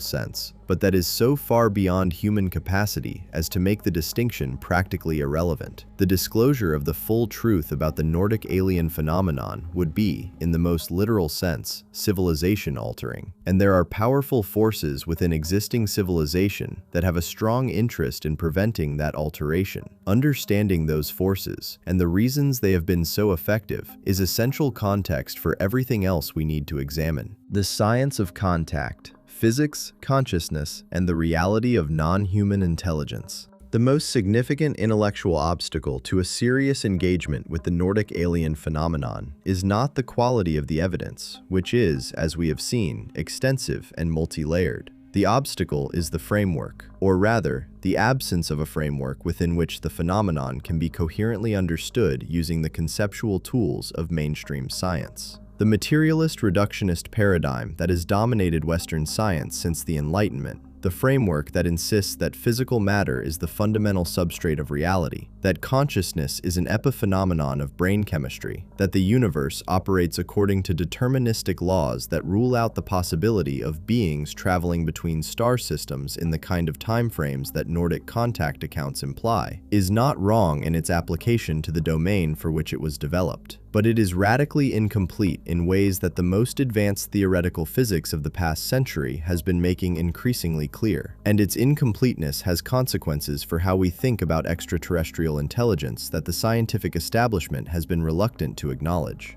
The special theory of relativity, as Einstein formulated it in 1905, established the speed of light as a universal speed limit, a constraint that, if taken at face value, would make interstellar travel by physical beings a practical impossibility on any timescale that would be relevant to the kind of repeated, sustained contact that the Nordic phenomenon implies. If the Pleiades, the most frequently cited origin point of Nordic beings, are approximately 440 light-years from Earth, then even a craft traveling at a significant fraction of the speed of light would require centuries to make the journey. Millennia, in fact, at any speed that human engineering could conceivably achieve even in the distant future. This is the Fermi paradox at its most immediate. If extraterrestrial beings are visiting Earth, how are they getting here? And the answer that emerges from the most advanced theoretical physics of the past half-century, an answer that is still contested within the mainstream, but that is being taken with increasing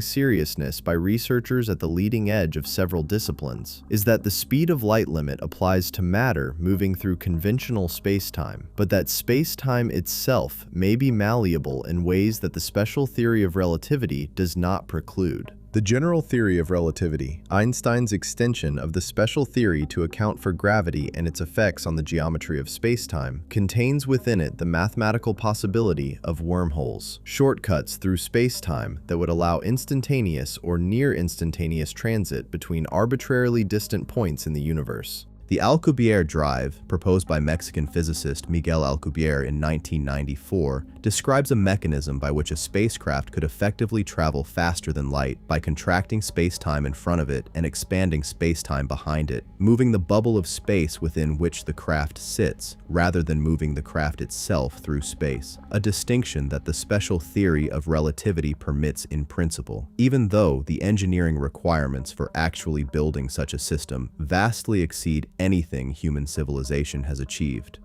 The mathematics of Alcubierre's proposal are valid within general relativity. The energy requirements, as originally formulated, were absurd, equivalent to the mass energy of Jupiter. But subsequent refinements by researchers, including Harold White at NASA's Johnson Space Center, have suggested modifications to the metric that could reduce the energy requirements to something that a sufficiently advanced civilization might actually be able to manage. The theoretical physics of advanced propulsion is not just an academic exercise in this context. It matters because it tells us that the impossibility of interstellar travel is not a fundamental feature of physical reality, but a limitation of current human technology and engineering. A limitation that a civilization millions of years more advanced than ours might have overcome centuries or millennia ago. The Kardashev scale, proposed by Soviet astronomer Nikolai Kardashev in 1964 as a measure of a civilization's level of technological advancement, classifies civilizations by their ability to harness energy. A Type 1 civilization uses all the energy available on its home planet. A Type 2 harnesses all the energy of its star, and a Type 3 commands the resources of an entire galaxy. Human civilization has not yet reached Type 1 status. The gap between a civilization that has mastered Type 2 or Type 3 energy use and the engineering challenges of interstellar travel is not unlike the gap between a Stone Age culture and the development of radio communication. The beings who have been visiting Earth, if they are what the evidence suggests, have had a head start of potentially millions of years in which to traverse that developmental gap. Within that framework, the physics of their transport systems need not be the physics of 1905. It may be the physics of 2105 or 21005.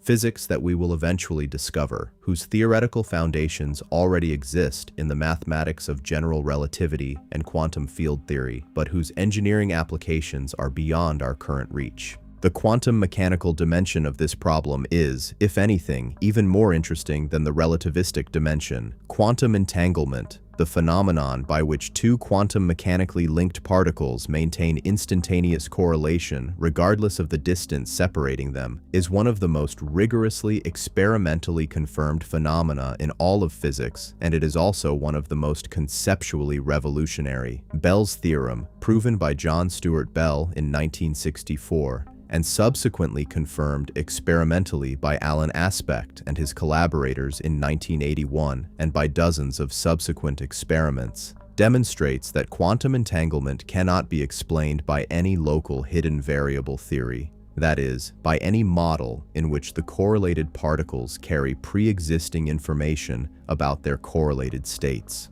The correlations are real, they are instantaneous across arbitrary distances, and they are incompatible with a naive, local realist picture of physical reality. The implications of quantum entanglement for the possibility of faster-than-light information transfer remain controversial. The standard interpretation holds that you cannot use entanglement to transmit information because you cannot control the outcome of quantum measurements, but the phenomenon itself points toward a feature of physical reality that transcends the speed of light limitation in ways whose full implications are still being worked out. And quantum entanglement is closely related to the phenomenon of quantum non-locality more broadly, the feature of quantum mechanics that Einstein famously and unhappily called spooky action at a distance, and that subsequent physics has confirmed as a genuine feature of how the universe works at the deepest level. What does quantum non-locality have to do with the Nordic alien phenomenon? More than might initially be apparent. The method of communication most consistently described by Nordic contactees, the transmission of complete understanding rather than sequential propositional information, the bypass of the normal cognitive processing of language, the sense of knowing something the way you know something experienced rather than something told,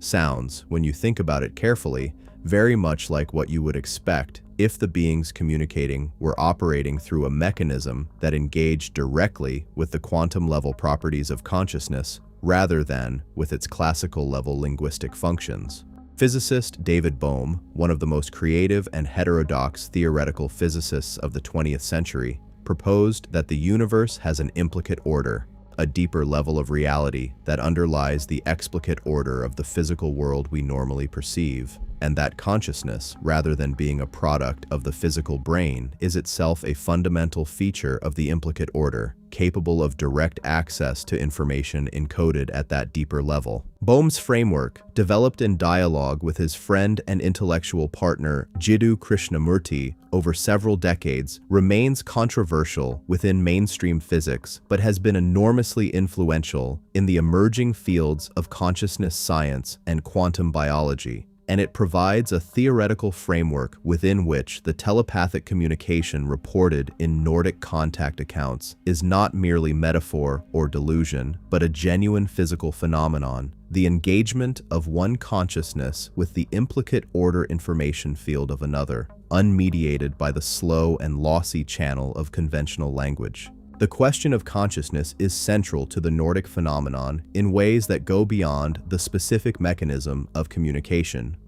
Several of the most credible Nordic contactees have reported that the beings they encountered expressed, among other things, a specific view of the nature of consciousness, a view that was not drawn from any human philosophical or religious tradition that the contactees were aware of, but that anticipated by decades the conclusions being reached by the most serious researchers in the emerging science of consciousness. The beings described consciousness not as a product of brain chemistry, but as the fundamental substrate of reality, the prior thing, the thing that gives rise to matter and energy and space and time, rather than the thing that those processes give rise to. This is not an eccentric fringe position in contemporary physics and philosophy of mind. It is, in various technical formulations, the position of researchers, including Roger Penrose and Stuart Hameroff, who propose that consciousness arises from quantum processes in microtubules within neurons, and that these processes are coupled to the fundamental geometry of space-time. It is the position of physicist John Archibald Wheeler, who spent the latter decades of his extraordinary career developing what he called the participatory universe, the idea that conscious observation is not merely a passive recording of pre-existing physical reality, but a constitutive factor in bringing physical reality into existence. It is the position of Bernardo Kastrup, whose analytic idealism proposes that consciousness is the fundamental nature of all existence, and that matter is a special case of mind rather than the other way around. The convergence between what the Nordic contactees reported being told in the 1950s and what the most advanced thinking in contemporary consciousness science has independently concluded is not proof of anything, but it is the kind of convergence that demands, at minimum, an explanation, and the available explanations, mass delusion, cultural projection, unconscious pattern, matching to vaguely remembered spiritual literature, all fail to account for the specificity and the technical coherence of the content. The scientific investigation of the physical evidence associated with Nordic contact cases has produced results that are, in aggregate, difficult to explain within conventional frameworks. The Val Johnson incident of 1979, in which a Marshall County, Minnesota Sheriff's Deputy's patrol car was struck by a luminous object on a rural highway, leaving physical damage to the vehicle, including a broken windshield, 2 broken roof light lenses, a bent antenna, and a strange dent in the car's hood, also produced a biological effect on Johnson himself. He experienced temporary blindness and what appeared to be burns around his eyes consistent with ultraviolet light exposure. The physical damage to the vehicle was analyzed by Ford Motor Company engineers and by a team from the Honeywell Corporation, and their analysis concluded that the damage was inconsistent with any conventional explanation they could identify. The Sheriff's Department's investigation found landing traces at the site, circular marks in the field adjacent to the road, and elevated radiation readings in the area of the impact. Johnson himself provided a description of the object. It was luminous, moved with extraordinary speed and precision, and the experience of being struck by it was accompanied by a loss of time during which his experience was not available to ordinary memory, but which left him with impressions of images and words that he was unable to fully articulate. The Val Johnson case is not explicitly a Nordic case in the sense of a contact with beings, but the pattern of physical effects, luminous craft, biological effects on the witness, physical trace evidence, time anomaly, is consistent with the broader pattern of events that surround Nordic contact accounts. The trace element analysis of soil samples from reported landing sites of Nordic-associated craft has in multiple cases shown anomalous chemical signatures that soil scientists cannot attribute to conventional processes. A study of landing traces from a 1971 case in Delphos, Kansas, where a witness observed a luminous craft take off from a field near his farm and found a glowing ring of soil at the landing site, showed that the soil in the ring was water repellent in a way that persisted for years after the incident, and that no known chemical process could account for. The soil samples from Delphos were analyzed by multiple independent laboratories and by scientists at the University of Bordeaux in France, all of whom confirmed the anomalous hydrophobic property of the affected soil, and none of whom could identify a conventional explanation. A similar pattern of anomalous soil chemistry appeared in samples taken from the Trans-en-Provence case in France in 1981, one of the most extensively scientifically analyzed physical trace UFO cases in history, where a farmer named Renato Nicolai observed a disc-shaped object land briefly in his field and found a circular depression with unusual physical and biological characteristics at the landing site.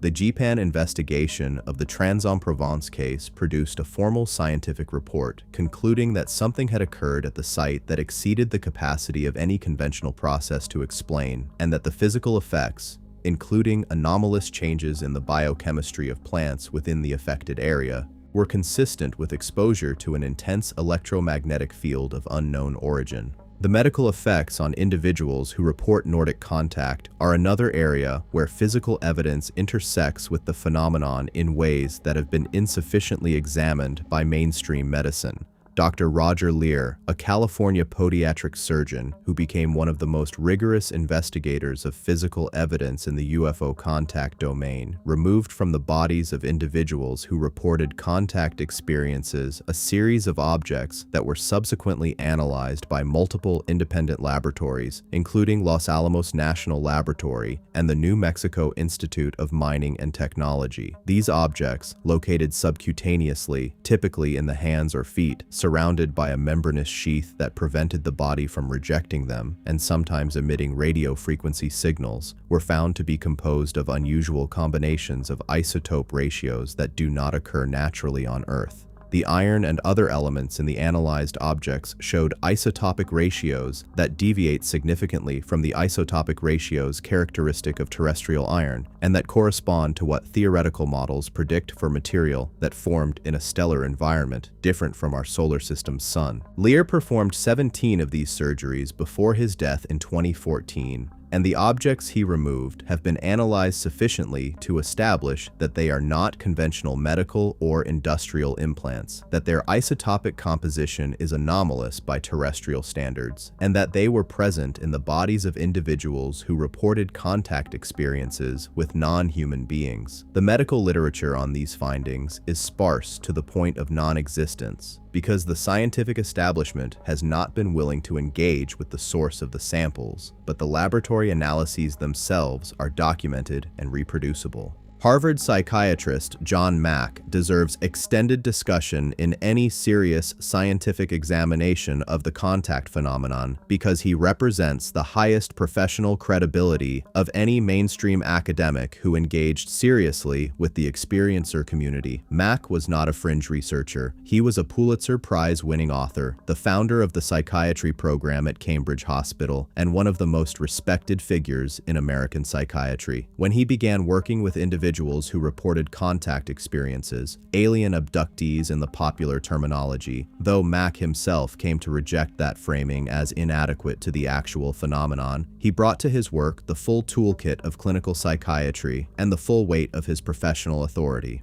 What he found, over years of working with hundreds of experiencers, was that the conventional psychiatric explanations for their accounts, psychosis, temporal lobe epilepsy, sleep paralysis, false memory syndrome, boundary dissolution of the kind associated with certain trauma histories, did not fit. The experiencers were not, as a group, more psychologically disturbed than the general population. They showed no unusual prevalence of the pathological conditions that might be expected to produce the kind of elaborate, hallucinatory experiences they reported. Their reports were internally consistent in ways that psychiatric delusion typically is not, and the physical evidence that sometimes attended their reports, the unusual skin marks, the unexplained physical effects, the implants that Lear's work documented, was not explainable by any psychiatric model. Mack's 2 books on the subject, Abduction, published in 1994, and Passport to the Cosmos, published in 1999,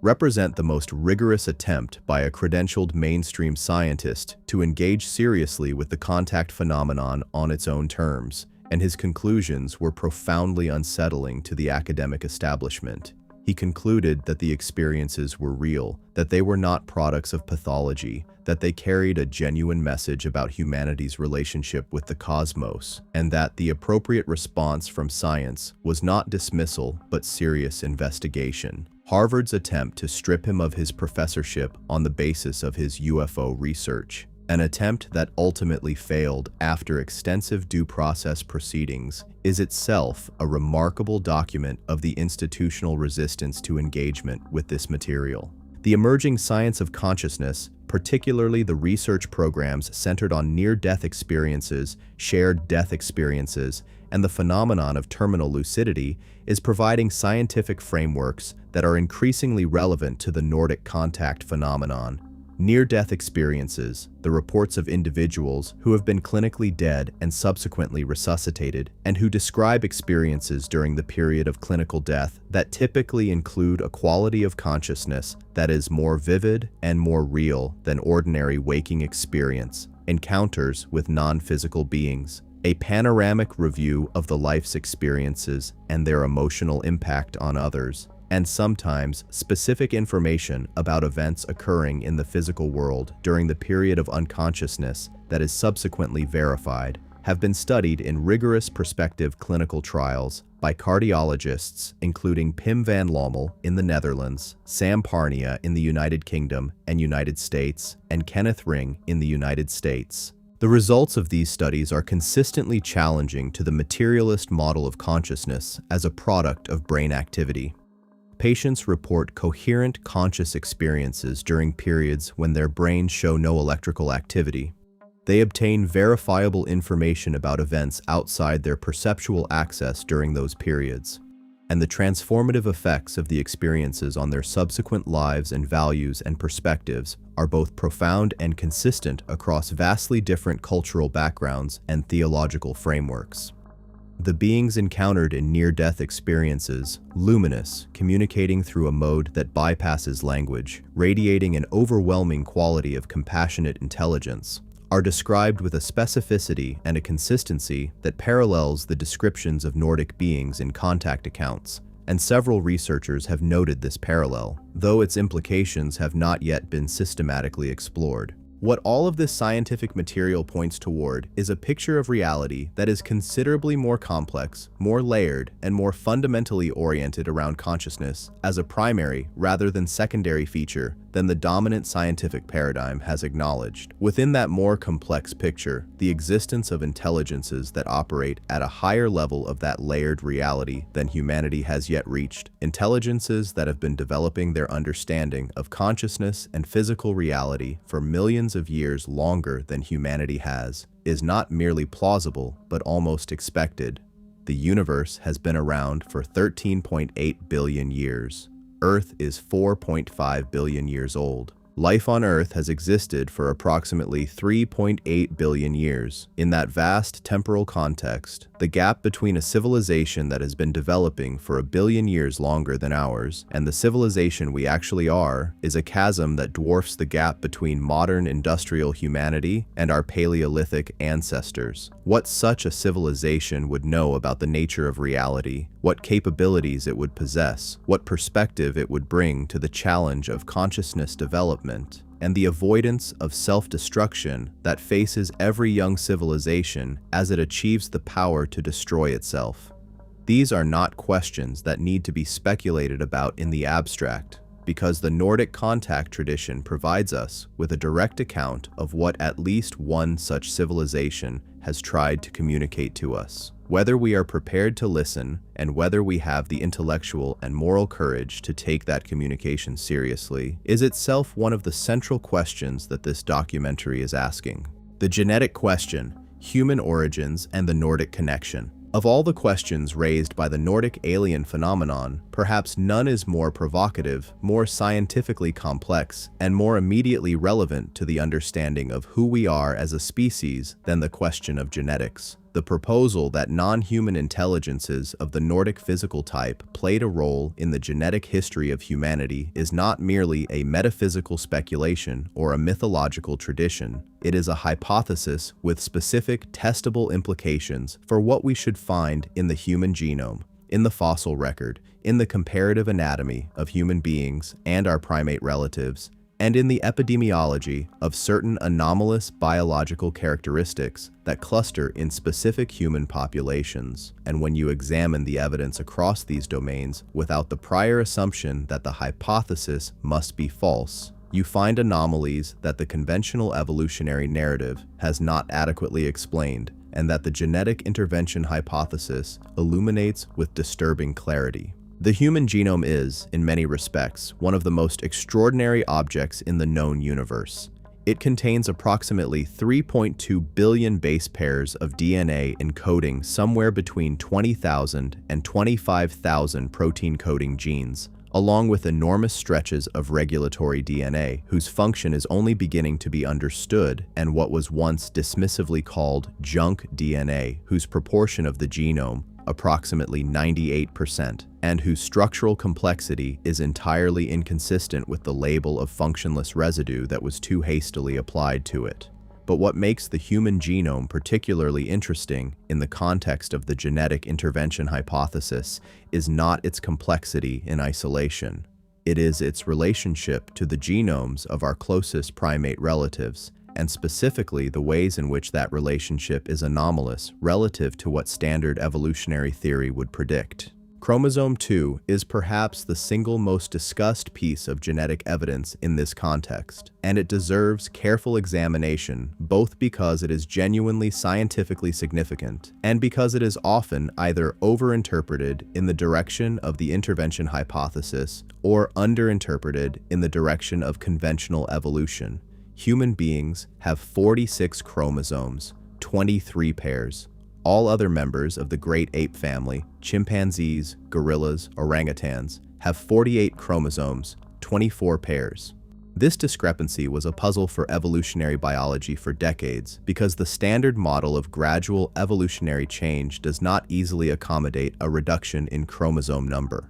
Chromosomal fusion events occur, but are not common, and a fusion event that produced a viable organism with reduced chromosome count would face significant reproductive barriers in interbreeding with the parent population. In 1991, a team of geneticists demonstrated that human chromosome 2 has a structure that is consistent with the fusion of two ancestral ape chromosomes. It has telomeric sequences, the molecular caps that normally appear only at chromosome ends, in the middle of the chromosome where the fusion would have occurred, and it has two centromeres, the structural elements that should appear only once per chromosome, at positions that correspond to the centromeric positions of the two hypothetical ancestral chromosomes. This finding is correctly presented in mainstream biology as evidence that human chromosome 2 was formed by the fusion of two ancestral primate chromosomes, confirming our evolutionary relationship with the other great apes. What is not as frequently discussed is how this fusion occurred, what intermediate forms would have looked like, and how they would have survived reproductively, and what the probability is that such a fusion event, and only this specific fusion event, producing exactly this specific result, occurred naturally in the exact ancestral population that gave rise to all modern humans. The mathematics of this probability, when examined carefully, are uncomfortable for the standard model. But chromosome 2 is only the beginning. The human genome contains approximately 223 genes that have no identifiable counterparts in any other organism on Earth, including our closest primate relatives. These genes simply appeared in the human genome from the perspective of the evolutionary record without any traceable lineage of gradual modification from precursor sequences. In 2001, the Human Genome Sequencing Consortium, in its initial analysis of the human genome, published a paper noting this anomaly and suggesting, tentatively, that these genes might represent horizontal transfer from bacteria during the period of evolutionary history when the human lineage was diverging from the ancestral primate population.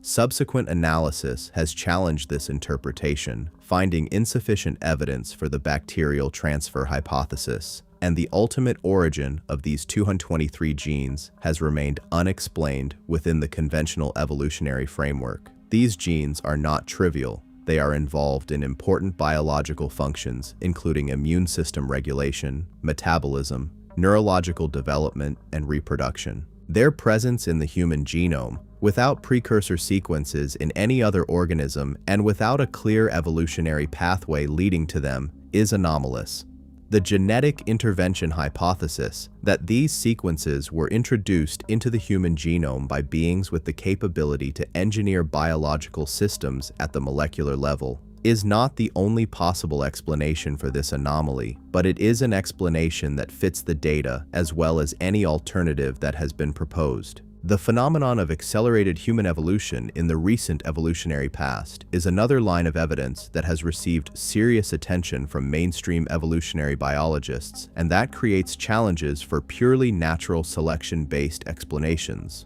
Studies of the rate of evolutionary change in the human lineage in the past 50,000 years, a period that corresponds roughly to the apparent emergence of behaviorally modern Homo sapiens with all the cultural and cognitive characteristics that distinguish us most sharply from other primates, have found rates of genomic change that are far higher than would be expected from standard neutral evolution or from natural selection acting on randomly generated variation. A 2007 study by John Hawkes, Henry Harpending, and their colleagues at the University of Utah, published in the Proceedings of the National Academy of Sciences, found evidence for accelerated positive selection in approximately 7% of the human genome over the past 50,000 years, a rate approximately 100 times faster than the baseline rate for mammalian evolution over longer timescales. The authors proposed explanations involving population growth and increased intensity of natural selection in the context of new environments and new dietary pressures, and these explanations have merit in principle. But the specific nature of the changes, including rapid changes in genes related to brain development, neurological function, and the biochemical systems underlying complex social behavior, is difficult to fully account for through natural selection alone in the time frame involved. The FOXP2 gene, often called the language gene, illustrates the anomalies at the molecular level with particular clarity. FOXP2 is a transcription factor, a gene that regulates the expression of many other genes, that is highly conserved across vertebrate evolution. The chimpanzee version of FOXP2 differs from the mouse version by only one amino acid, reflecting hundreds of millions of years of strong evolutionary conservation. The human version of FOXP2 differs from the chimpanzee version by 2 amino acids, a difference that seems trivial until you consider the extraordinary conservation of this gene across hundreds of millions of years of mammalian evolution, and until you understand what those 2 amino acid differences produce functionally. They produce the capacity for human language in all its complexity, the fine motor control of the vocal apparatus, the recursive grammar that allows us to embed propositions within propositions, the specific neurological architecture of language production and comprehension that underpins the most distinctive capability of the human mind. 2 amino acid changes over a period of perhaps 6 million years since the chimpanzee and human lineages diverged, produce the most complex communication system on the planet. The evolutionary account of this is not impossible, but it requires a sequence of specific mutations occurring in a specific order with specific selective advantages at each stage that, when you work through the probability calculations carefully, is remarkably, some would say suspiciously, improbable. The mitochondrial DNA evidence for human origins adds another layer of complexity. Mitochondrial DNA is passed exclusively through the maternal line and does not undergo recombination, making it an unusually clean signal for tracing maternal lineages through evolutionary history. All living human beings can trace their mitochondrial DNA to a single ancestral woman, dubbed Mitochondrial Eve, in a famous 1987 paper in Nature by Rebecca Cann, Mark Stoneking, and Alan Wilson, who lived in Africa approximately 150,000 to 200,000 years ago. The concept of mitochondrial Eve is often misunderstood as meaning that this single woman was the only human alive at the time, which is not what the genetics shows. What it shows is that all other maternal lineages of the time eventually died out, a finding consistent with either natural extinction of competing lineages or a severe bottleneck event in the human population at some point in the past 200,000 years. The Toba catastrophe hypothesis, which proposes that the eruption of the Toba supervolcano in Sumatra approximately 74,000 years ago reduced the global human population to perhaps 10,000 to 30,000 individuals, represents one mainstream proposal for such a bottleneck. But the timing of the mitochondrial Eve finding, approximately 150,000 to 200,000 years ago, is considerably earlier than the Toba event, and the bottleneck it implies may reflect something other than a natural catastrophe. It may reflect the point at which a new genetic template, modified, accelerated, engineered, was introduced into the hominid population of Africa, eventually displacing or outcompeting the genetic diversity that had accumulated over millions of years of more gradual evolution. The Rh factor presents another anomaly that has generated considerable discussion in alternative research circles, and that deserves careful analysis. Approximately 15% of the world's human population lacks the Rh antigen on the surface of their red blood cells. They are Rh negative, while the remaining 85% are Rh positive. The Rh positive configuration is shared with other primates. Chimpanzees, gorillas, and other great apes are all Rh positive. The Rh negative configuration has no obvious primate antecedent, and its origins in the human population are not fully understood.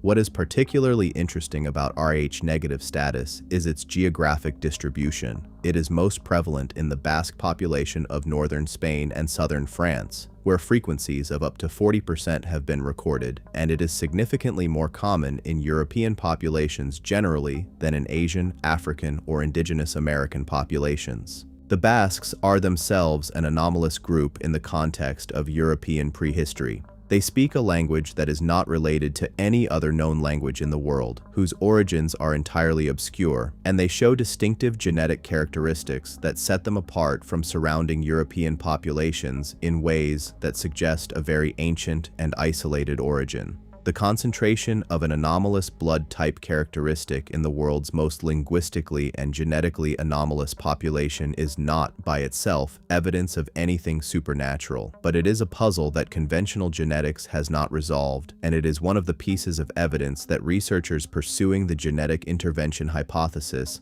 find particularly interesting because several of the populations most associated with historical contact with Nordic-type beings in various traditions, Northern European peoples, certain ancient Middle Eastern lineages, show elevated frequencies of Rh negative blood type compared to the global average. The question of the Nephilim, the beings described in Genesis chapter 6 and in considerably more detail in the books of Enoch, is one of the most theologically charged and historically fascinating intersections between ancient text and the genetic intervention question. The book of Genesis, chapter 6, verses 1 through 4, contains a passage of extraordinary strangeness in the context of the surrounding text. It describes the sons of God, the Bene Elohim in the original Hebrew, looking upon the daughters of men and finding them beautiful, taking wives from among them, and producing offspring who are described as the Nephilim, the giants, the mighty ones who were famous in the ancient world. This passage is compressed to the point of obscurity in the canonical Hebrew text, but the books of Enoch, ancient Jewish texts that were considered scriptural by the early Christian church but were subsequently excluded from the canonical Bible, expand the story in extraordinary and disturbing detail. The Watchers, as Enoch calls them, were 200 beings of a higher order who descended to Earth on Mount Hermon, a specific geographical location, and proceeded to interbreed with human women, producing offspring of unusual size and capability.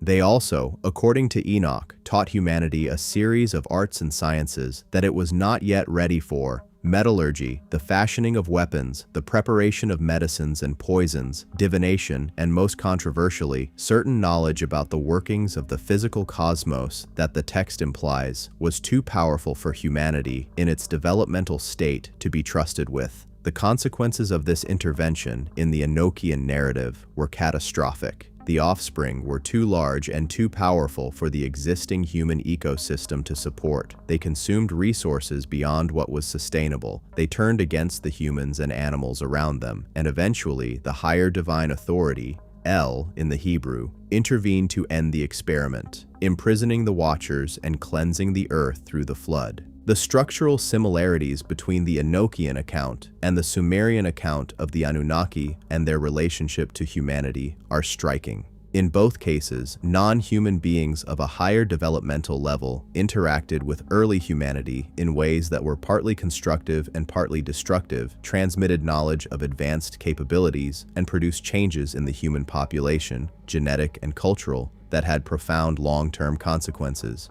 The Enochian Watchers, like the Anunnaki, are described as physically distinctive, luminous, tall, with features that set them apart from the human populations with whom they interacted. The specific description of their appearance in the most detailed Enochian texts includes physical characteristics, light-colored hair, unusual eye color, a quality of radiance that align with the Nordic type. Whether the Watchers were literally what the texts describe, or whether the texts are encoding a more complex historical memory in mythological form, their presence in the canonical and extra-canonical scriptures of the Abrahamic tradition represents a direct insertion of the Nordic intervention narrative into the foundational documents of Western religious culture, and one that the mainstream tradition has consistently struggled to accommodate, generally either spiritualizing the account to remove its physical specificity or treating it as an interpolation to be explained away. The blood type O negative, the universal donor blood type that can be given to any patient regardless of their blood type, because it lacks the A, B, or Rh antigens that trigger immune rejection, is most common in the same populations where Rh negative status is most prevalent. This blood type is described in some Nordic contact accounts as particularly associated with individuals who have genetic connections to the beings who have been interacting with humanity, a claim that cannot be verified through conventional genetic analysis, but that is consistent with the geographical distribution of this blood type, its concentration in populations with the most ancient and most culturally anomalous characteristics, and its functional uniqueness among human blood types. The universal compatibility of O-negative blood is itself an anomaly in the context of the evolution of the blood type system. It is as if this blood type was designed to be compatible with any other, a feature that would be functionally important if it was the template from which other blood types were derived, rather than a type that evolved alongside and competed with others. The emerging field of epigenetics, the study of heritable changes in gene expression that do not involve changes to the DNA sequence itself, adds another dimension to the genetic intervention question. Epigenetic modifications can be acquired during an organism's lifetime in response to environmental factors, and these modifications can be transmitted to subsequent generations, effectively allowing the environment to write instructions into the gene expression machinery that are then inherited. This means that a sufficiently advanced biological technology could in principle modify the expressed phenotype of a population without making detectable changes to the underlying DNA sequence, producing heritable changes in the biological and neurological characteristics of a population while leaving the genomic sequence essentially unchanged. If the beings described in the Nordic contact tradition have been interacting with humanity for thousands of years, and if some of those interactions involve direct biological modification, whether through the kind of reproductive interactions described in the Enochian texts or through more technologically mediated means, the epigenetic record would be an important place to look for evidence of that interaction. The epigenome is only beginning to be systematically mapped, and its relationship to the evolutionary and cultural history of human populations is only beginning to be explored. What all of this genetic evidence points toward is not a simple answer, but a genuine scientific puzzle, a set of anomalies in the human genome and in the evolutionary history of the human species that the conventional narrative of gradual natural selection acting on randomly generated variation does not fully resolve. The genetic intervention hypothesis, the proposal that one or more episodes of deliberate genetic modification of the human lineage occurred in the evolutionary past, carried out by beings with the technical capability to engineer biological systems at the molecular level, is not proven by these anomalies, but it is also not disproven by them. It is, in the strict sense, a scientifically testable hypothesis, and some of the tests that would be decisive, particularly the complete mapping and comparative analysis of the non-coding regions of the human genome and their relationship to the genomes of other primates, are now within the reach of current technology. The answer to the question of whether humanity was genetically modified by beings of the Nordic type in the evolutionary past may be available within this generation, encoded in the 3 billion base pairs of the human genome, waiting to be read by researchers with the courage to ask the question without knowing in advance what the answer must be. The Pleiadian connection, star maps, star people, and the cosmic family. If there is a single astronomical claim that runs through the Nordic contact tradition with more consistency than any other, it is the identification of the Pleiades star cluster as the home, or one of the homes, of the beings who have been interacting with humanity. This claim appears in the testimonies of modern contactees who have no knowledge of each other and who come from radically different cultural backgrounds. It appears in the mythological traditions of ancient peoples on every inhabited continent. And it appears, with a specificity that goes beyond mere spiritual symbolism, in the documented testimony of individuals who claim to have been shown star maps and astronomical data by beings who identified themselves as Pleiadian. Data that in several documented cases included information about stellar systems that was not publicly available at the time of the contact, and that was subsequently confirmed by astronomical observation. The convergence of ancient tradition and modern testimony around the same specific stellar address represents one of the most compelling single pieces of evidence in this entire investigation. The Pleiades are a young, open star cluster in the constellation of Taurus, located approximately 444 light-years from Earth. They contain thousands of stars, of which 7 are bright enough to be seen with the naked eye under good conditions, giving rise to the worldwide mythological tradition of the Seven Sisters, a name that appears in Greek, Australian Aboriginal, Native American, Japanese, and dozens of other cultural traditions, suggesting that the association predates any possible cultural diffusion. The brightest of the Pleiades is Alcyone, a blue-white giant star approximately 10 times more massive than our Sun, followed in brightness by Atlas, Electra, Maya, Merope, Taygeta, and Pleione. The stars of the Pleiades are relatively young by astronomical standards, approximately 100 million years old compared to the Sun's 4.6 billion years, which raises an interesting question about whether any of them could host planets with the kind of long-term environmental stability necessary for the development of complex life, since stars of this type typically have shorter main sequence lifetimes and more energetic radiation environments than our Sun.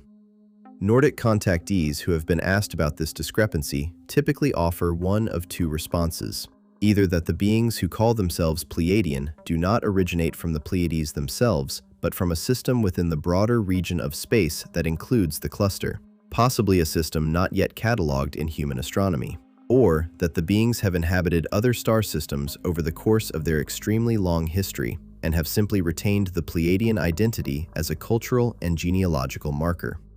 Neither response is definitively verifiable, but both are consistent with what we would expect from a civilization of sufficient age and technological development to have moved its habitations across stellar neighborhoods over the course of millions of years. The Betty Hill star map case is perhaps the most extensively analyzed piece of astronomical evidence in the Nordic alien tradition, and it deserves careful and thorough examination. Betty Hill and her husband Barney, a mixed-race couple from New Hampshire, reported in September 1961 that they had been abducted from their car on Route 3 in the White Mountains by beings who subjected them to physical examination aboard their craft. The beings who examined Betty Hill were not physically described in Nordic terms. They were shorter, with larger heads and unusual eyes that she described as wrapping partially around the sides of their heads. But what Betty Hill reported from her experience became relevant to the Nordic question in a specific and scientifically important way. Under hypnotic regression conducted by Dr. Benjamin Simon, a Boston psychiatrist with no prior interest in or connection to the UFO field, Betty Hill described being shown, aboard the craft, a three-dimensional star map that one of the beings identified as showing the location of their home system and their travel routes. She was able to draw this map from memory after returning to ordinary consciousness, and the drawing, a pattern of stars with lines connecting some of them indicating trade routes or travel paths, was dismissed by most astronomers who examined it in the early 1960s as an arbitrary pattern that could match any number of stellar arrangements.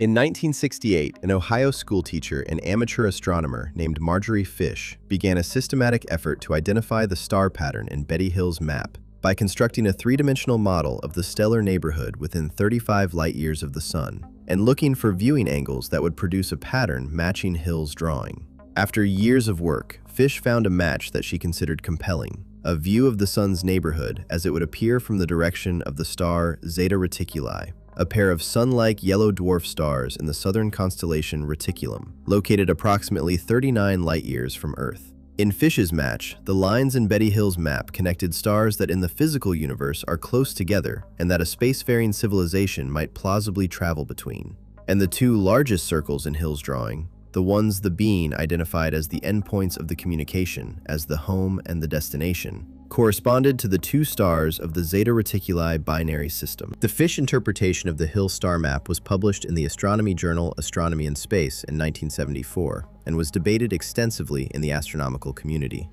Carl Sagan, the most prominent scientific skeptic in the UFO debate, argued that the statistical significance of the match was insufficient to establish it as genuine, and that, given the number of stellar groupings within 35 light-years, some accidental matches would be expected. Stanton Friedman, the nuclear physicist who became one of the most rigorous investigators in UFO research, analyzed Sagan's criticism and found it methodologically flawed, arguing that Fish's match satisfied criteria that random matches would not, and that the pattern of stellar types in the match, the predominance of sun-like stars in the connected patterns, which are the stars most likely to host habitable planets, was statistically significant. Regardless of the ultimate resolution of the Hill star map debate, the Zeta Reticuli system has retained its association with extraterrestrial contact in the UFO research tradition, appearing in subsequent contact accounts by witnesses with no knowledge of the Hill case. And separately, the Pleiades have remained the most frequently identified source region for beings of the Nordic type. These two stellar addresses, Zeta Reticuli for the gray entity encounters, the Pleiades for the Nordic contacts, have maintained a remarkable consistency across the contact literature for more than half a century, which is itself an interesting pattern regardless of how you interpret its ultimate significance. The Swiss farmer Edward Albert Meyer, known universally as Billy Meyer, has made claims about Nordic alien contacts since the 1970s that are the most controversial and in many ways the most evidentially complex in the entire modern contactee tradition. Meyer, who lost his left arm in a bus accident in 1965 and who farmed in the Swiss canton of Zurich, began reporting contact experiences in 1975 with beings who identified themselves as Pleiadians and who called themselves the Pleiaren to distinguish their origin from the specific star cluster visible from Earth. His primary contact, a being named Semyaze, was female, approximately 6 feet tall, with long blonde hair and blue-gray eyes. Physically, a textbook Nordic contact.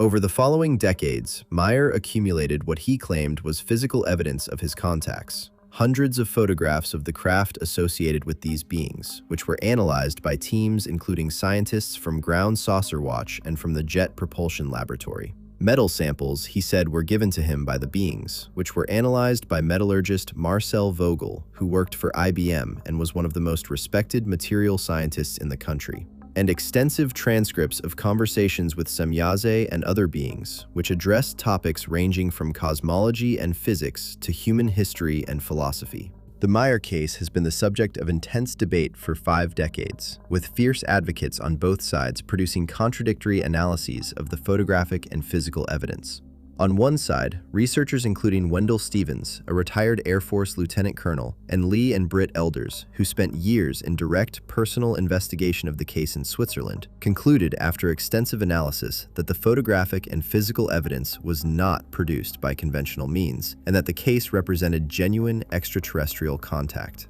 On the other side, investigators including James Randi, Philip Klass, and a team from the Committee for Skeptical Inquiry concluded that the photographs were consistent with small models suspended from strings, that the metal samples had been contaminated with earthly material, and that the case was an elaborate and skillfully executed hoax. What makes this debate genuinely difficult to resolve is that the analysis on both sides has been selective. Each side has focused on the evidence that supports its conclusion while minimizing or ignoring the evidence that doesn't.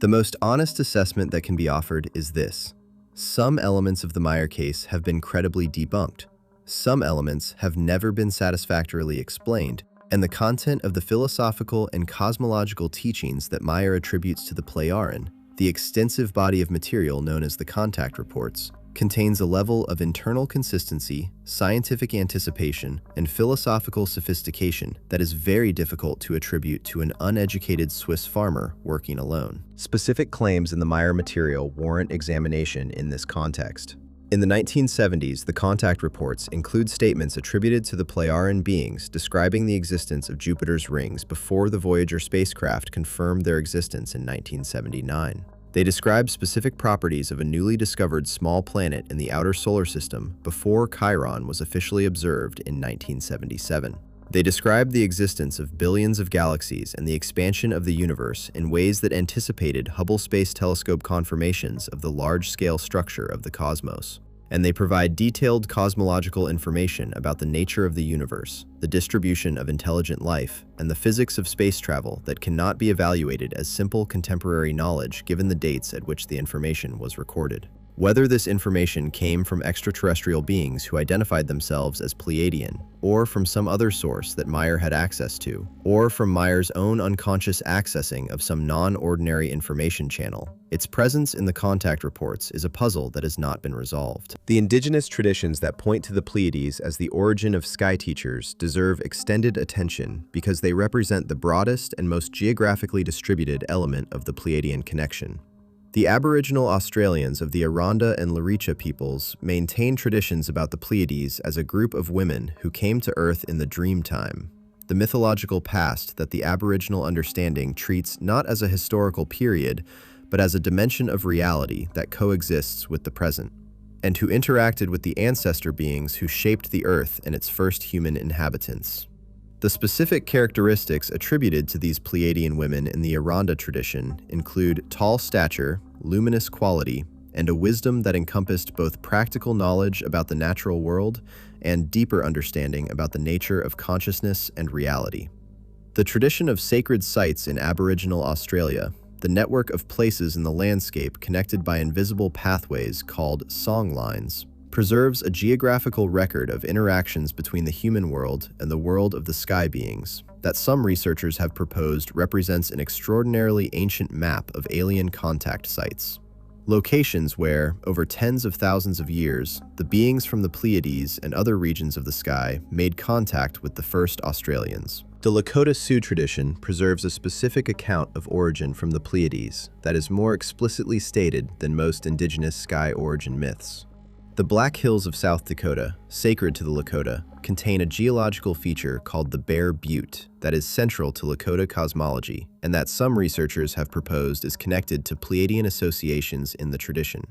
The Lakota concept of the Star Nation, the community of beings who inhabit other worlds and who are related to humanity through ancient kinship ties, is centered on the Pleiades as the origin point of the ancestors who came to Earth and whose descendants became the Lakota people. This is not a metaphorical statement about spiritual ancestry in Lakota understanding. It is understood as literal genealogical history. The Lakota are, in their own tradition, descended from beings who came from the Pleiades, and the ceremonies and relationships that govern Lakota spiritual life are understood as maintaining and honoring that original kinship connection across the vast distance of interstellar space. The Inca tradition of the Q'ero people of the high Andes, one of the oldest continuous indigenous cultures in the Americas, includes a specific cosmological narrative about beings called the Apus, who came from the Pleiades and who established the foundational civilization that eventually became the Inca Empire. The Q'ero retain this tradition with a specificity that goes beyond general sky being mythology. They identify specific star systems, specific types of beings, and specific historical events in the relationship between their ancestors and the beings who came from the cluster they call the Koto. The physical descriptions in Q'ero tradition align with the Nordic type, and the knowledge transmitted, agricultural technology perfectly adapted to the extreme altitude environment of the Andean Altiplano, astronomical knowledge sophisticated enough to support the construction of observatories whose alignments have been confirmed by modern astronomical calculation, and a social organization that maintained ecological balance in a challenging environment for centuries, represents exactly the kind of civilizational jumpstart that the Nordic contact tradition describes as the purpose of the ancient interactions. The Japanese tradition of the Subaru, the name by which the Japanese knew the Pleiades long before it was adopted as the name of an automobile brand, includes specific folklore about beings who descended from the seven stars and who interacted with early Japanese civilization. The Pleiadian origin story appears in several regional folk traditions throughout Japan, with local variations that preserve the essential structure: luminous beings descending from the star cluster, interacting with human ancestors, transmitting knowledge, and departing with the promise of future return.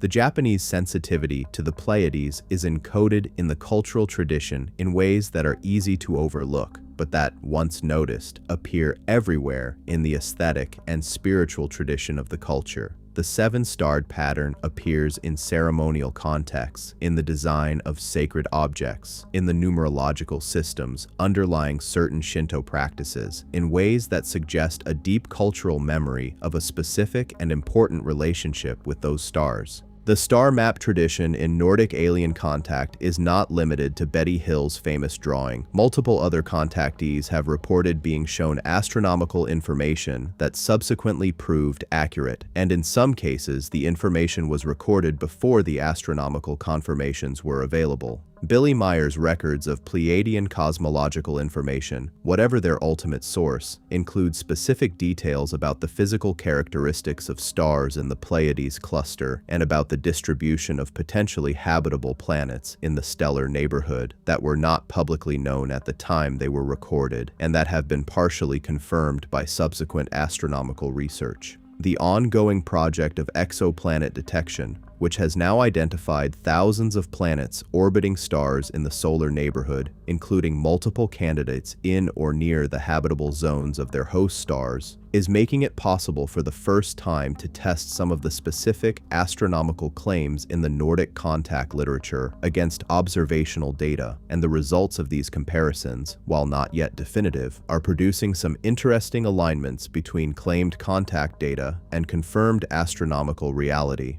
The Pleiades connection in the Nordic tradition is not simply an astronomical curiosity. It represents, if authentic, one of the most important pieces of information we have about the structure of the intelligent universe. The identification of a specific stellar address as the origin of beings who have been interacting with humanity for thousands or perhaps millions of years gives us something testable, something that can be investigated with the improving tools of astronomical observation, something that can be cross-referenced against the growing database of exoplanet candidates and stellar habitability models. The question of whether any of the stars in or near the Pleiades cluster hosts a civilization advanced enough to have been visiting Earth for the past several thousand years is not answerable with current technology, but it is a question that future generations of astronomers, equipped with instruments that can directly image exoplanet atmospheres and detect biosignatures at interstellar distances, will be able to address. The Nordic contact tradition has been pointing toward a specific region of the sky for decades. It is worth looking carefully in that direction.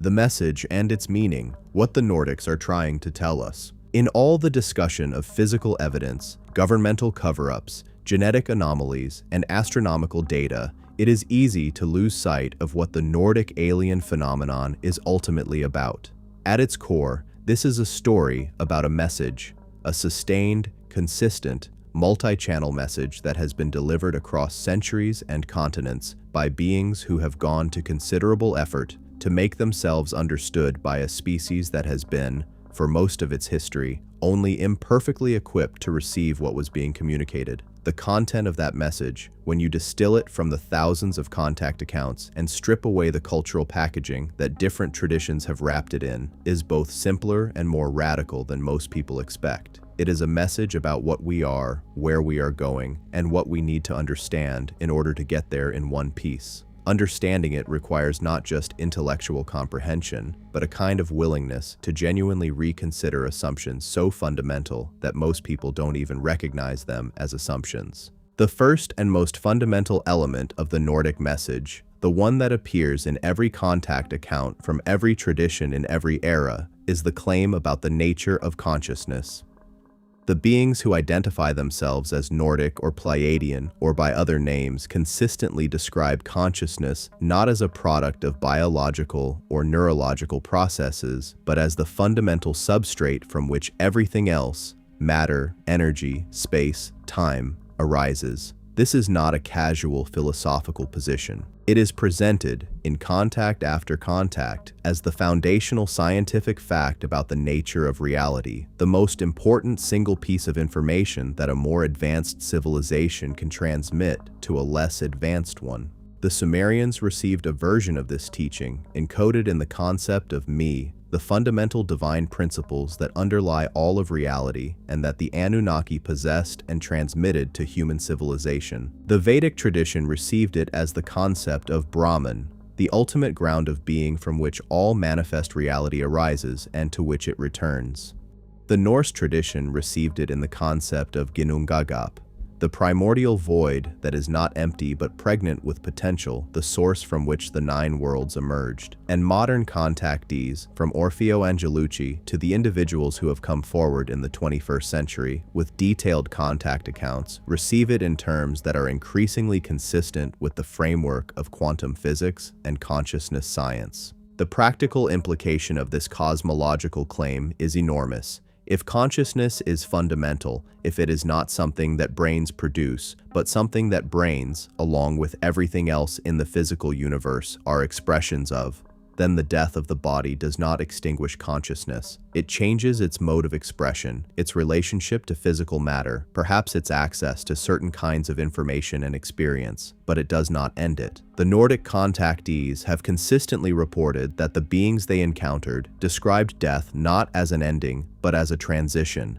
a reorganization of consciousness from one level of the layered reality into another. This is not simply the conventional religious promise of an afterlife. It is a specific physical claim about the structure of reality, a claim that the consciousness currently associated with a human body is not dependent on that body for its existence, that it pre-exists the body and continues after it, and that the trajectory of its development extends across multiple physical incarnations and potentially across multiple levels of the layered reality that the Nordic cosmology describes. The ancient traditions, the Egyptian Duat, the Norse Hell and Valhalla, and the other post-mortem realms, the Hindu and Buddhist cycles of rebirth, the Tibetan Bardo, all encode versions of this same claim in their particular cultural languages. The modern contact reports are delivering the same message in terms that a civilization with access to quantum physics and neuroscience can begin to evaluate empirically. The second major theme of the Nordic message is the relationship between technology and wisdom. The beings who have contacted humanity across multiple traditions have consistently expressed concern about the specific developmental stage at which human civilization finds itself, the stage at which the capacity for destructive technology has outrun the wisdom to govern its use. This concern was most urgently expressed in the mid-20th century in the immediate context of nuclear weapons development, and the contactees of the 1950s were unanimous in their reports that nuclear weapons were the primary subject of Nordic concern about humanity. But the beings were also clear in the accounts of the most articulate contactees that nuclear weapons were not the fundamental problem. They were a symptom of a deeper developmental imbalance. The deeper problem was the organization of human civilization around principles of competition, domination, and scarcity in a universe that is fundamentally abundant and cooperative. The beings described themselves as having gone through a similar developmental crisis in their own history, a period when the destructive potential of their technology had threatened their civilization's survival. And they were clear that the resolution of that crisis had involved not simply the prohibition of specific weapons, but a fundamental reorganization of the values and the relationships that structured their society. They had moved from competition to cooperation, from the exploitation of nature to participation in its processes, from the accumulation of individual power to the cultivation of collective intelligence. This message has been dismissed by many commentators as naive utopianism, the kind of vague feel-good spiritual teaching that people in crisis project onto imagined wise beings. But that dismissal misses what is perhaps the most important feature of the Nordic message: its specificity and its consistency. The beings don't simply say, "be nicer to each other." They describe in detail the specific reorganizations that human civilization would need to undergo, the specific technologies that would become available to a civilization that reorganized itself around cooperative rather than competitive principles, and the specific trajectory of development that awaits a humanity that successfully navigates its current crisis. That trajectory, as described across multiple contact accounts, involves access to technologies that would eliminate scarcity, zero-point energy systems, anti-gravitational propulsion, medical technologies that can address the root causes of disease rather than managing symptoms, technologies that are being suppressed, the beings consistently claim, by institutional forces that derive their power from the existing structure of scarcity and competition. The claim that free energy technology has been developed and suppressed is one of the most controversial in the entire contact literature, but it has been corroborated by enough credible technical witnesses, including Wilbert Smith, the Canadian government researcher who investigated flying saucers in the 1950s, and who reported that his investigation led him to conclude that propulsion systems exploiting the Earth's magnetic field were both feasible and being suppressed, and Eugene Malov, the MIT-trained physicist who was murdered in 2004 after spending years championing cold fusion research and its suppression by the scientific establishment to warrant serious examination rather than reflexive dismissal. The third major theme of the Nordic message is what might be called the galactic citizenship question. The beings describe a community of intelligent civilizations that spans a significant portion of the Milky Way, and that includes hundreds or thousands of member civilizations at various stages of technological and consciousness development. Humanity, in this framework, is a young and troubled member of this community, a civilization that has demonstrated certain remarkable capacities, particularly in the areas of emotional depth, creative expression, and the particular kind of consciousness that arises from the experience of embodied, finite, mortal life in a physical world. But that has not yet achieved the maturity that would allow it to participate fully in the broader community. The Nordic beings describe their relationship to humanity as analogous to the relationship of older and more developed members of a community to younger and less developed ones, not a relationship of superiority in any absolute sense, because the specific capacities that human consciousness has developed are valued by the broader community in ways that might surprise those who assume advanced civilizations would regard humanity as simply primitive. The emotional richness of human experience, the artistic and creative capacity that flows from it, the particular quality of compassion and love that emerges from the experience of vulnerability and mortality,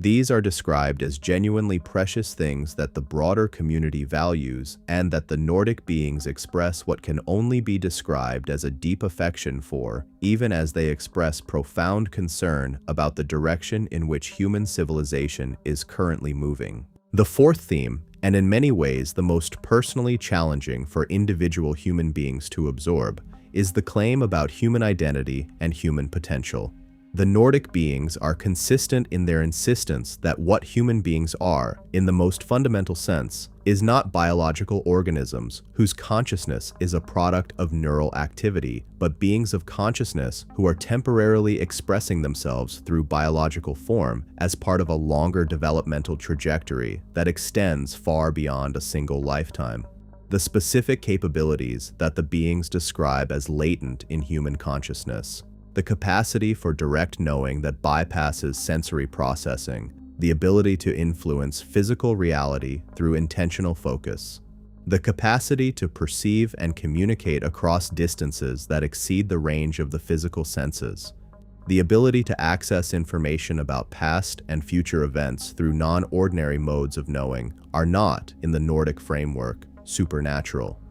They are natural capacities of consciousness that human beings have simply not yet learned to develop and use consistently, partly because the dominant framework of human culture tells people that such capacities don't exist or are not trustworthy, and partly because the biological and cultural conditions under which most human beings live are not conducive to the kind of inner development that would make them fully available. The relationship between the Nordic message and the world's spiritual traditions is one of the most interesting and least examined aspects of the phenomenon. When you compare the core teachings attributed to Nordic beings in modern contact accounts with the core teachings of the world's great spiritual traditions, stripped of their cultural packaging and their institutional interpretations, the convergences are remarkable. The Buddhist concept of Buddha nature, the innate capacity for complete awakening that is present in all conscious beings, corresponds directly to what the Nordics describe as humanity's latent potential. The Hindu concept of Atman, the individual self as an expression of the universal consciousness, Brahman corresponds to the Nordic cosmological framework in which individual consciousness is an expression of a universal intelligence field that underlies all of reality. The Christian mystical tradition, as opposed to institutional Christianity's more authoritarian interpretations, with its emphasis on the direct experience of divine reality, the presence of the kingdom of heaven within, rather than in some externally located afterlife destination, corresponds to the Nordic description of an advanced civilization as one that has learned to access and operate from the level of consciousness that human religious traditions call divine, but that the Nordics describe as simply the natural development of mature consciousness. The Norse concept of orlog, the primal law underlying all of existence, the deep pattern that connects all things and that makes wisdom possible, corresponds to what modern physics calls the laws of nature and what the Nordic cosmology describes as the fundamental structure of the consciousness field from which all of physical reality arises. What makes the Nordic message philosophically interesting is not just its content, but its epistemological stance. The beings consistently refuse to make claims to absolute authority. They refuse to position themselves as gods or as infallible teachers. They acknowledge explicitly that their understanding, while far broader and deeper than humanity's current understanding, is itself limited and still developing. They describe the cosmos as fundamentally a place of ongoing inquiry, a reality so vast and so complex that no civilization, however advanced, has exhausted its understanding of it. This epistemological humility is one of the most striking and most humanizing features of the Nordic tradition, and it is one of the details that makes it feel less like a human fantasy of godlike saviors and more like a report of actual beings who are genuinely wiser and more experienced than humanity in most respects, but who are also still learning, still asking questions, still engaged in the same fundamental inquiry about the nature of existence that drives the best of human science and philosophy. The difference is one of degree and duration, not of kind, and that difference, while vast in practical terms, is bridgeable in principle, which is exactly what the Nordic message is designed to say. The transformation experienced by individuals who have genuine Nordic contact is another important element of the message because it speaks to the nature and the purpose of these interactions in a way that goes beyond the intellectual content of what is communicated. Virtually every serious contactee describes a fundamental reorientation in their sense of identity and their relationship to the world that follows their encounters. It is not simply that they have new information, they have a new experience of what they are, a direct, lived understanding of their own consciousness as something that extends beyond their biological body and their personal history, that is connected to a larger field of intelligence and meaning, and that is participating in a story much larger and more significant than the individual narrative of a single human life. This transformation consistently manifests in specific, observable ways: a decrease in the fear of death, an increase in compassionate concern for others and for the natural world, a reduced interest in the accumulation of material things and social status, an increased interest in understanding and in service, and a quality of inner peace that coexists with, and in some respects deepens the individual's engagement with the challenges of ordinary life. These are the same characteristics that appear in the accounts of near-death experiencers and in the descriptions of advanced states of spiritual development in every major contemplative tradition. They are, in other words, the characteristics of a consciousness that has touched something real about its own nature, a consciousness that has had, even if briefly, direct access to the level of reality that the Nordic message consistently describes as humanity's true home and humanity's possible future. The urgency of the Nordic message has intensified, according to multiple contact sources from the latter decades of the 20th century and the early 21st century, in proportion to the accumulation of environmental crises that now threaten the habitability of Earth for complex life.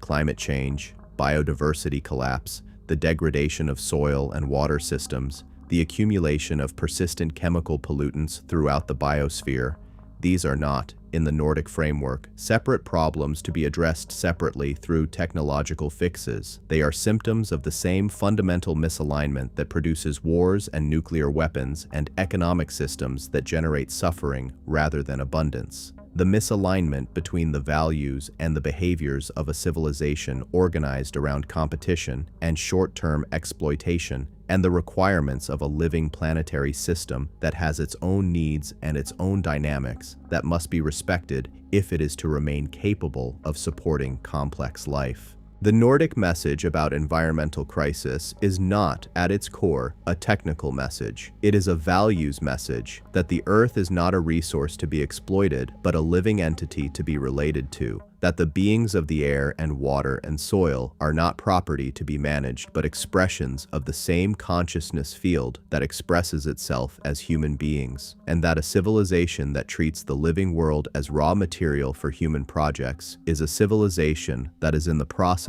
of destroying the conditions for its own continued existence. The Nordic beings have been delivering this message for a very long time. They have used every available channel, the ancient mythological traditions, the religious teachings of the world's great spiritual lineages, the visionary experiences of prophets and shamans and mystics, and in the modern era, the direct contact accounts of ordinary individuals who had no prior preparation for what they encountered. The message has been received partially, imperfectly, and with enormous distortion introduced by the cultural and institutional frameworks through which it was processed. The question that this documentary is ultimately asking is whether we are, at last, at a point in human development where we can hear it more clearly, where the combination of scientific understanding and genuine crisis might finally create the conditions for a humanity that is ready to receive what has been offered for so long, and to act on it before the window of opportunity closes.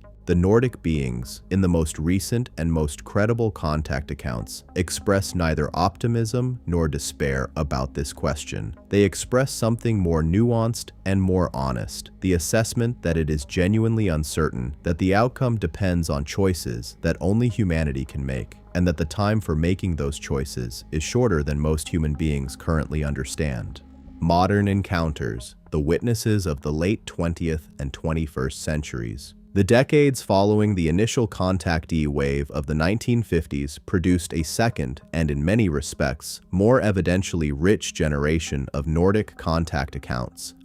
that benefited from improved investigative methodologies, from the credibility of witnesses who came from professional backgrounds that gave them strong incentives not to report unusual experiences, and from the accumulating cross-reference database that allowed researchers to identify patterns of consistency across cases that were genuinely independent of each other. The period from the 1970s through the present has generated Nordic contact accounts from astronauts, military personnel, police officers, physicians, pilots, academics, and politicians, individuals who understood clearly the professional costs of coming forward and who came forward anyway, driven by a sense that what they had experienced was too important to keep silent about and too real to deny. Travis Walton is perhaps the most extensively documented contact case of the 1970s, and it is a case that presents, unusually, the testimony of 6 independent corroborating witnesses alongside the primary experiencer's account. On the evening of November 5,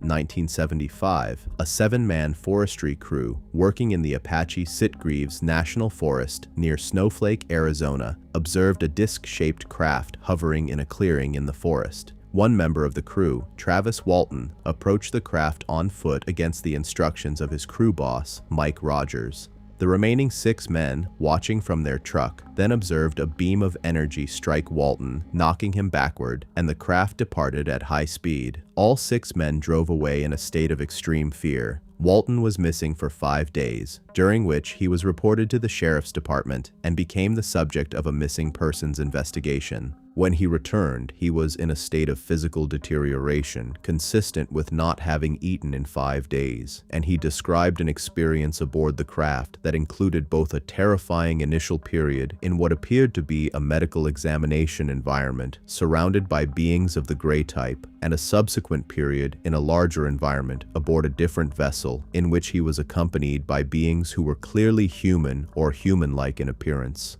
Tall, with golden hair and amber golden eyes, wearing smooth one-piece suits, communicating through a combination of touch and mental impression. The 6 witnesses to the initial abduction event took multiple lie detector tests over the subsequent months and years, and all 6 consistently passed, a fact that is particularly significant because they were tested under conditions designed by investigators who were attempting to find signs of deception, not to confirm the witnesses' accounts. The Gulf Breeze UFO sightings of 1987 to 1992, centered on the Gulf Coast community of Gulf Breeze, Florida, produced what became one of the most extensive photographic databases of UFO encounters in history. And within that database, there are contact accounts from multiple witnesses that include descriptions of Nordic-type beings. Ed Walters, the Gulf Breeze builder and housing contractor whose initial photographs triggered the investigation, reported contact experiences that included both the physical sensation of being levitated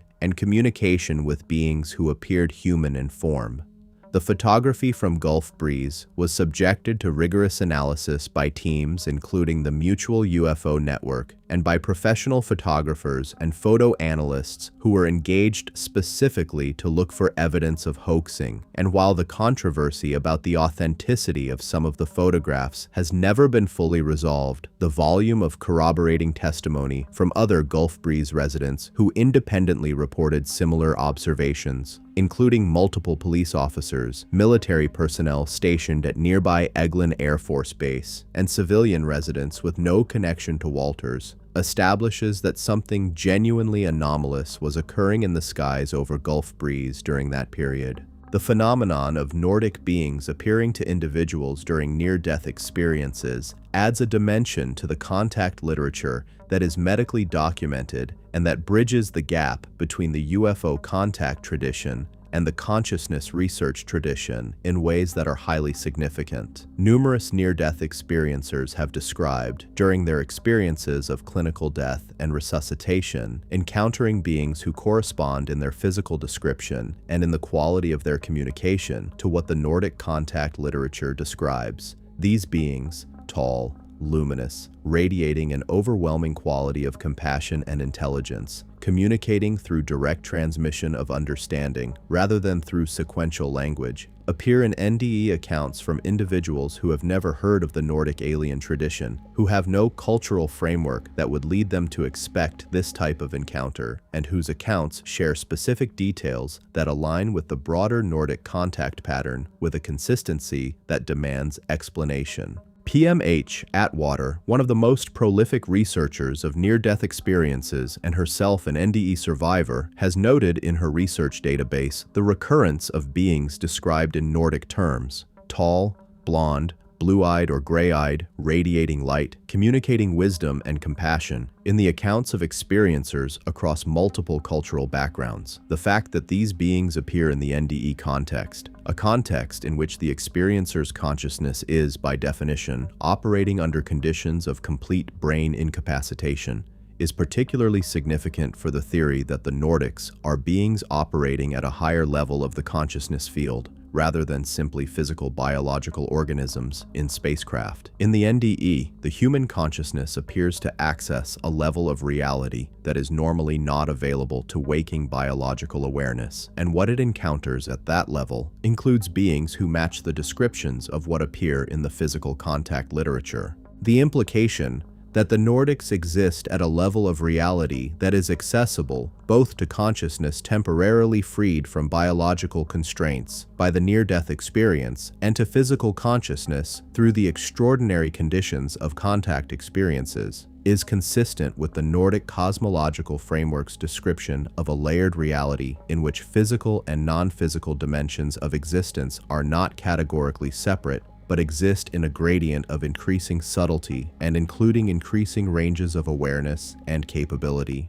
The military encounter cases of the late 20th century provide some of the most compelling evidence in the modern Nordic literature precisely because of the credibility constraints that military witnesses face. Captain Lawrence Coyne of the United States Army Reserve reported a 1973 encounter near Mansfield, Ohio, in which his helicopter and crew of 4 experienced what appeared to be a near collision with a large metallic cigar-shaped object. The 4 crew members provided consistent, detailed, independent testimony about the encounter, and Coyne's account was investigated and found credible by the Center for UFO Studies under the direction of J. Allen Hynek, the former Air Force scientific consultant who spent his career as a UFO skeptic before the weight of his own investigation changed his assessment. The Mansfield case is not explicitly a Nordic encounter case in the sense of face-to-face contact, but the physical details of the craft and the behavioral characteristics of the encounter are consistent with the broader pattern of Nordic-associated craft behavior.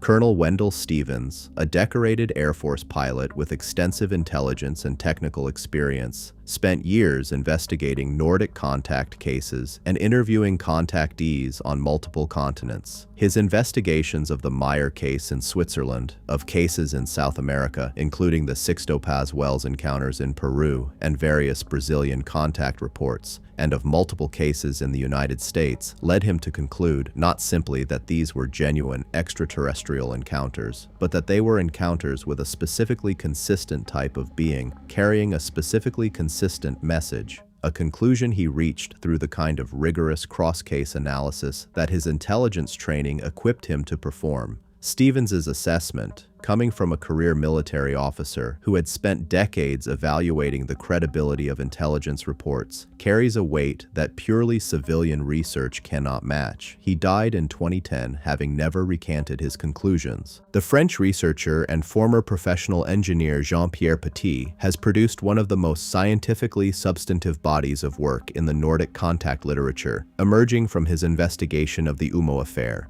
A series of letters received by multiple UFO researchers in Spain and France beginning in 1966, purportedly from beings who identified themselves as originating from the planet Umo in the Wolf 424 star system. The UMO letters, received over a period of more than 20 years by dozens of independent recipients, including researchers and academics with no prior connection to each other, described in extraordinary technical detail the physics, biology, sociology, philosophy, and cosmology of the Umite civilization. The technical content of the letters, particularly their descriptions of certain advanced physical principles, including a model of the universe's topology that anticipated later developments in theoretical physics, and their descriptions of biological systems that incorporated features not yet known to terrestrial biology at the time of writing, convinced Petit, who was at the time a researcher at the French National Center for Scientific Research, that the letters could not be a human fabrication.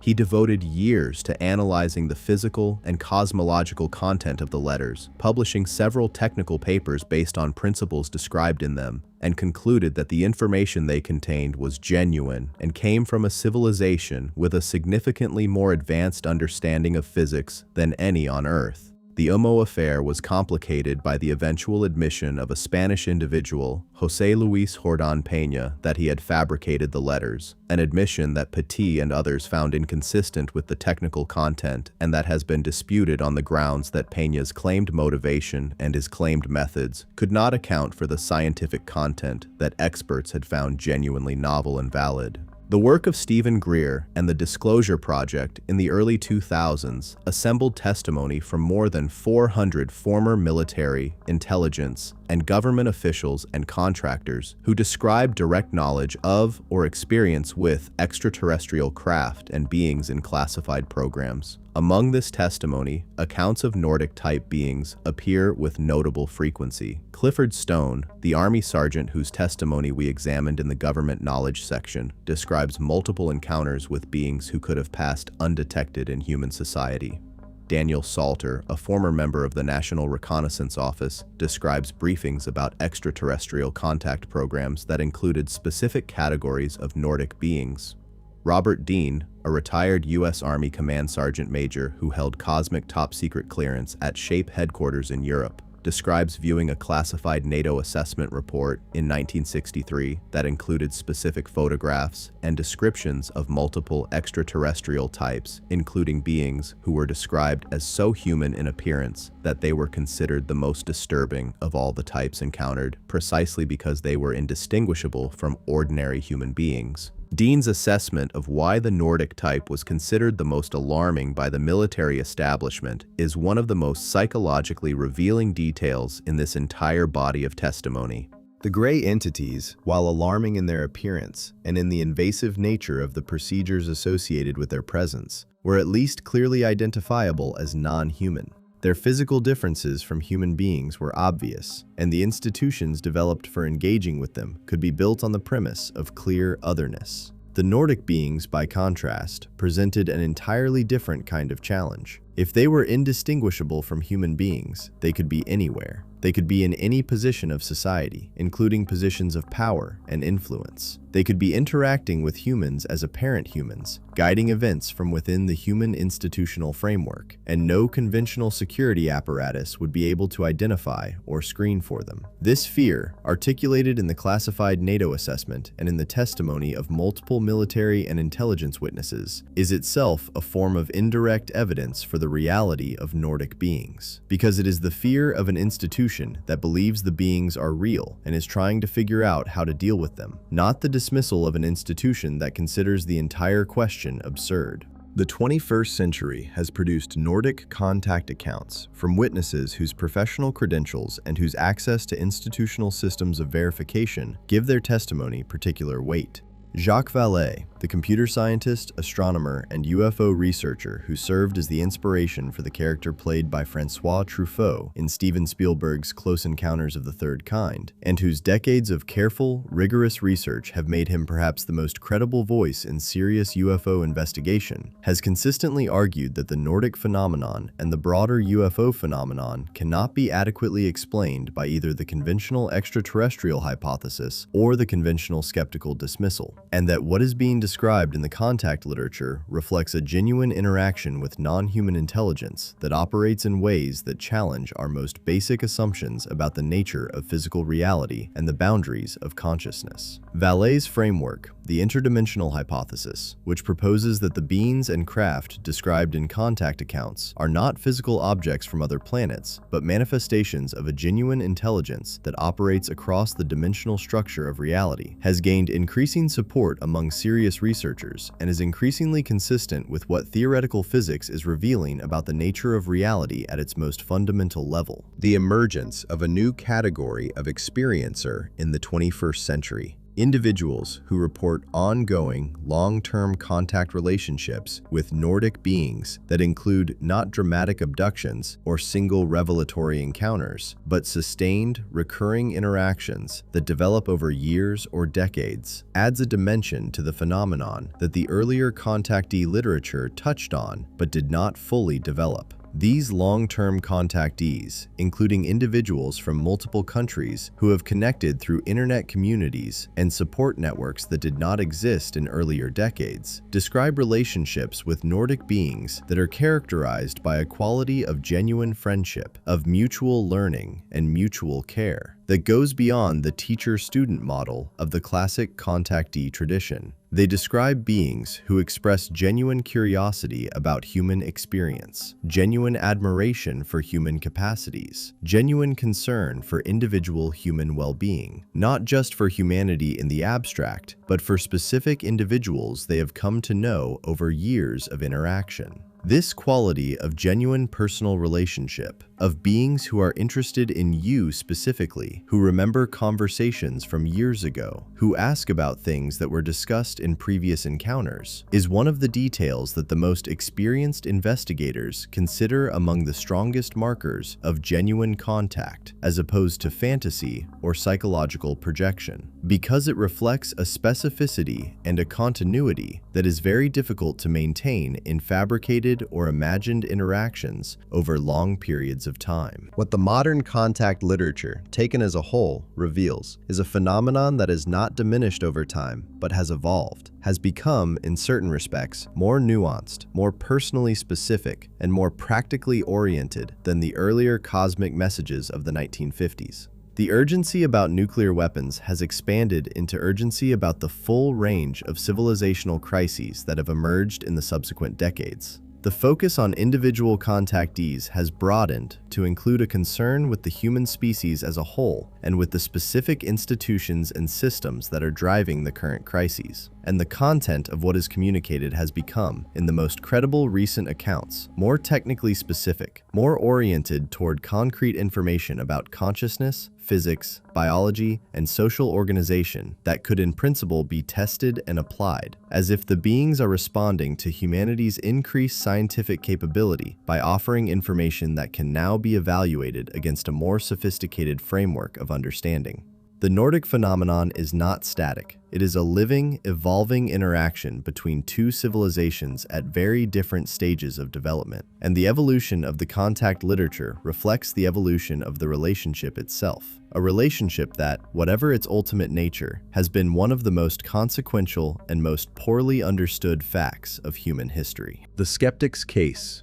honest examination of the counterarguments. Intellectual honesty demands that any serious examination of the Nordic alien phenomenon devote sustained, rigorous attention to the most compelling counter-arguments that have been made against the extraterrestrial interpretation of the evidence. This is not a formality or a rhetorical gesture toward false balance. It is a genuinely necessary part of the investigation because the alternative explanations for what the contact literature describes are not all without merit, and because the strongest version of the skeptical case raises real questions that deserve real answers rather than dismissal. The history of human knowledge is full of instances where phenomena that seemed to demand extraordinary explanations were eventually accounted for by more mundane processes that had been overlooked. And intellectual responsibility requires that we take seriously the possibility that something similar is happening here, even as we also take seriously the possibility that it is not. The most sophisticated version of the skeptical case against the Nordic contact literature does not simply say that people are lying or that they are crazy.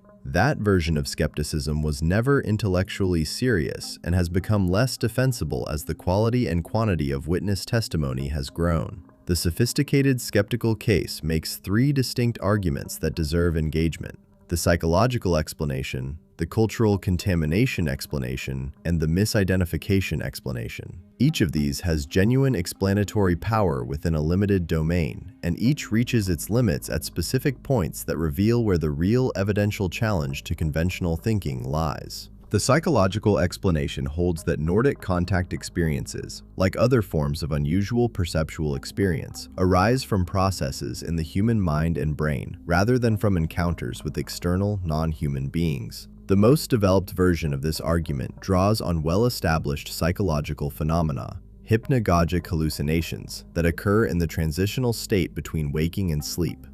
paralysis episodes in which the sleeping person is aware but unable to move and often perceives threatening presences, temporal lobe microseizures that can produce elaborate experiential states including encounters with beings of light and feelings of profound cosmic significance, and the general capacity of the human mind for confabulation, the unconscious production of narrative to fill gaps in memory or to make sense of anomalous experience. These are real phenomena, documented extensively in the psychological and neurological literature, and they can produce subjective experiences of encounters with non-human beings that feel absolutely real to the experiencer. The limitations of the psychological explanation become apparent when you apply it to the specific features of the Nordic contact literature that most resist this kind of accounting. The cross-cultural consistency of the descriptions, the specific physical details that appear independently in accounts from culturally unrelated witnesses who have no access to each other's testimony, is very difficult to explain as a product of individual psychological processes, because the psychological mechanisms invoked are all individual in their operation.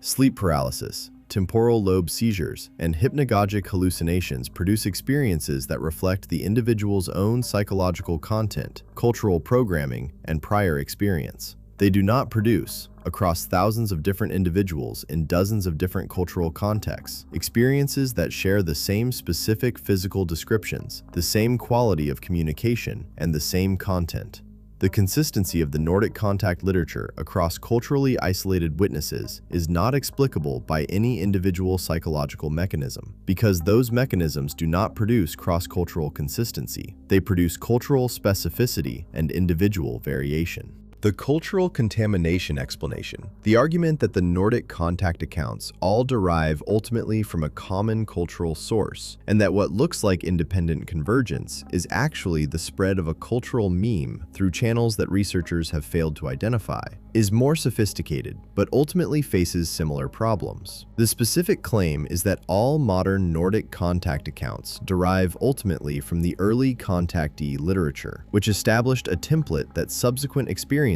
consciously or unconsciously, adopted as the framework for interpreting and reporting their own experiences. This argument has some force for the modern contact literature, where cultural channels of transmission clearly exist, and where the Adamski template clearly influenced subsequent reporting in ways that cannot be entirely ignored. But it collapses entirely when you extend the analysis backward to the ancient traditions, because those traditions, the Sumerian, the Norse, the Vedic, the Aboriginal Australian, predate any possible cultural contamination by the modern contactee movement, and yet describe the same beings with the same specific characteristics. The cultural contamination argument requires that you confine your analysis to the post-1947 period, which is precisely where the evidence is most abundant. The ancient evidence, which provides the deep historical context that makes the modern reports meaningful, is not accountable to the cultural contamination explanation. The misidentification explanation. The argument that genuine physical phenomena,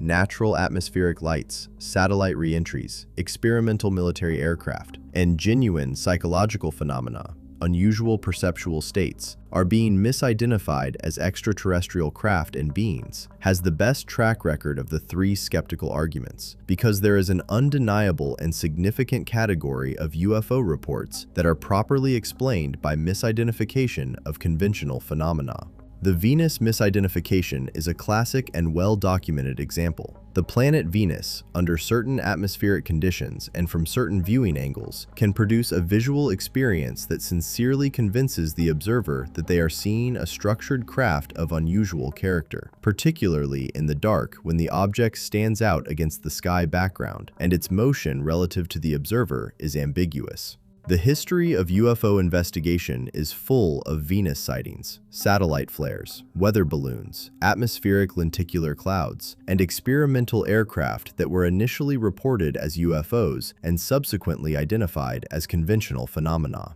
This is all true, and it is important, and any honest treatment of the UFO evidence has to acknowledge it. But the misidentification explanation, however valuable for the bulk of UFO reports, cannot account for the Nordic contact cases specifically, because the specific features that define those cases, the presence of beings with specific physical characteristics, the communication of specific content, the physical and physiological effects on the witnesses, the physical trace evidence at encounter sites, are not features of any conventional phenomenon that could be misidentified. You cannot misidentify a weather balloon as a tall blonde being who speaks in melodic English about nuclear disarmament and the nature of consciousness. The misidentification argument applies to cases where the evidence consists primarily of unidentified lights or indistinct shapes at a distance. It has essentially no application to cases where the evidence includes direct physical contact, clearly described beings, and physical trace evidence analyzed by independent laboratories. The hoax argument, the claim that a sufficient proportion of the Nordic contact literature consists of deliberate fabrication to contaminate the entire category, faces the problem that the specific features that make the best cases most credible are precisely the features that a hoaxer would have the most difficulty producing.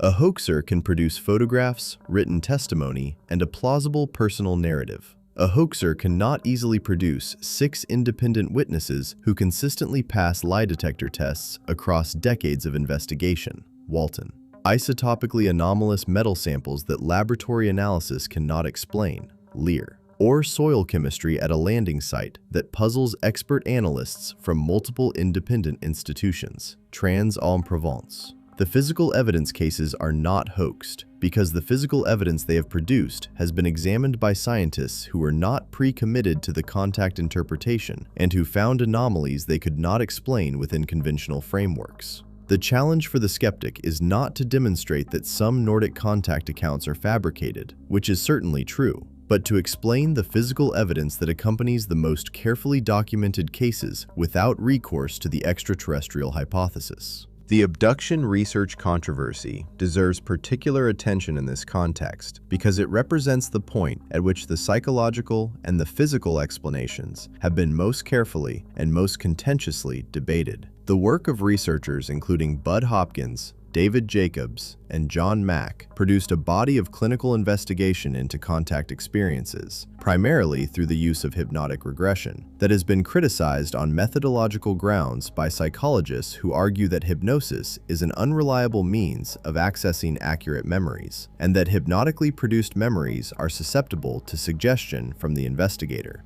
These criticisms have merit and are important. The use of hypnotic regression in contact research has almost certainly produced some accounts that were shaped, consciously or unconsciously, by the expectations and prompts of the investigator, and the reliability of hypnotically produced memories as accurate records of physical events is genuinely questionable. However, the methodological critique of hypnotic regression in contact research does not address the cases in which there is physical evidence, corroborating witnesses, or reports of specific, verifiable information that the experiencer could not have known through ordinary means. The critique is valid within its domain. It tells us to be cautious about treating hypnotic regression as a reliable documentary method, but it does not resolve the cases where the physical evidence stands independent of the testimony produced under hypnosis. The most honest intellectual position to take toward the skeptical case is this: the psychological, cultural contamination, and misidentification explanations account collectively for a substantial portion of the reported Nordic contact cases. In a field where witness testimony is the primary form of evidence, and where the psychological mechanisms that can produce false memories and misperceptions are well documented, a conservative researcher should expect that many individual reports reflect these ordinary processes rather than genuine, extraordinary encounters.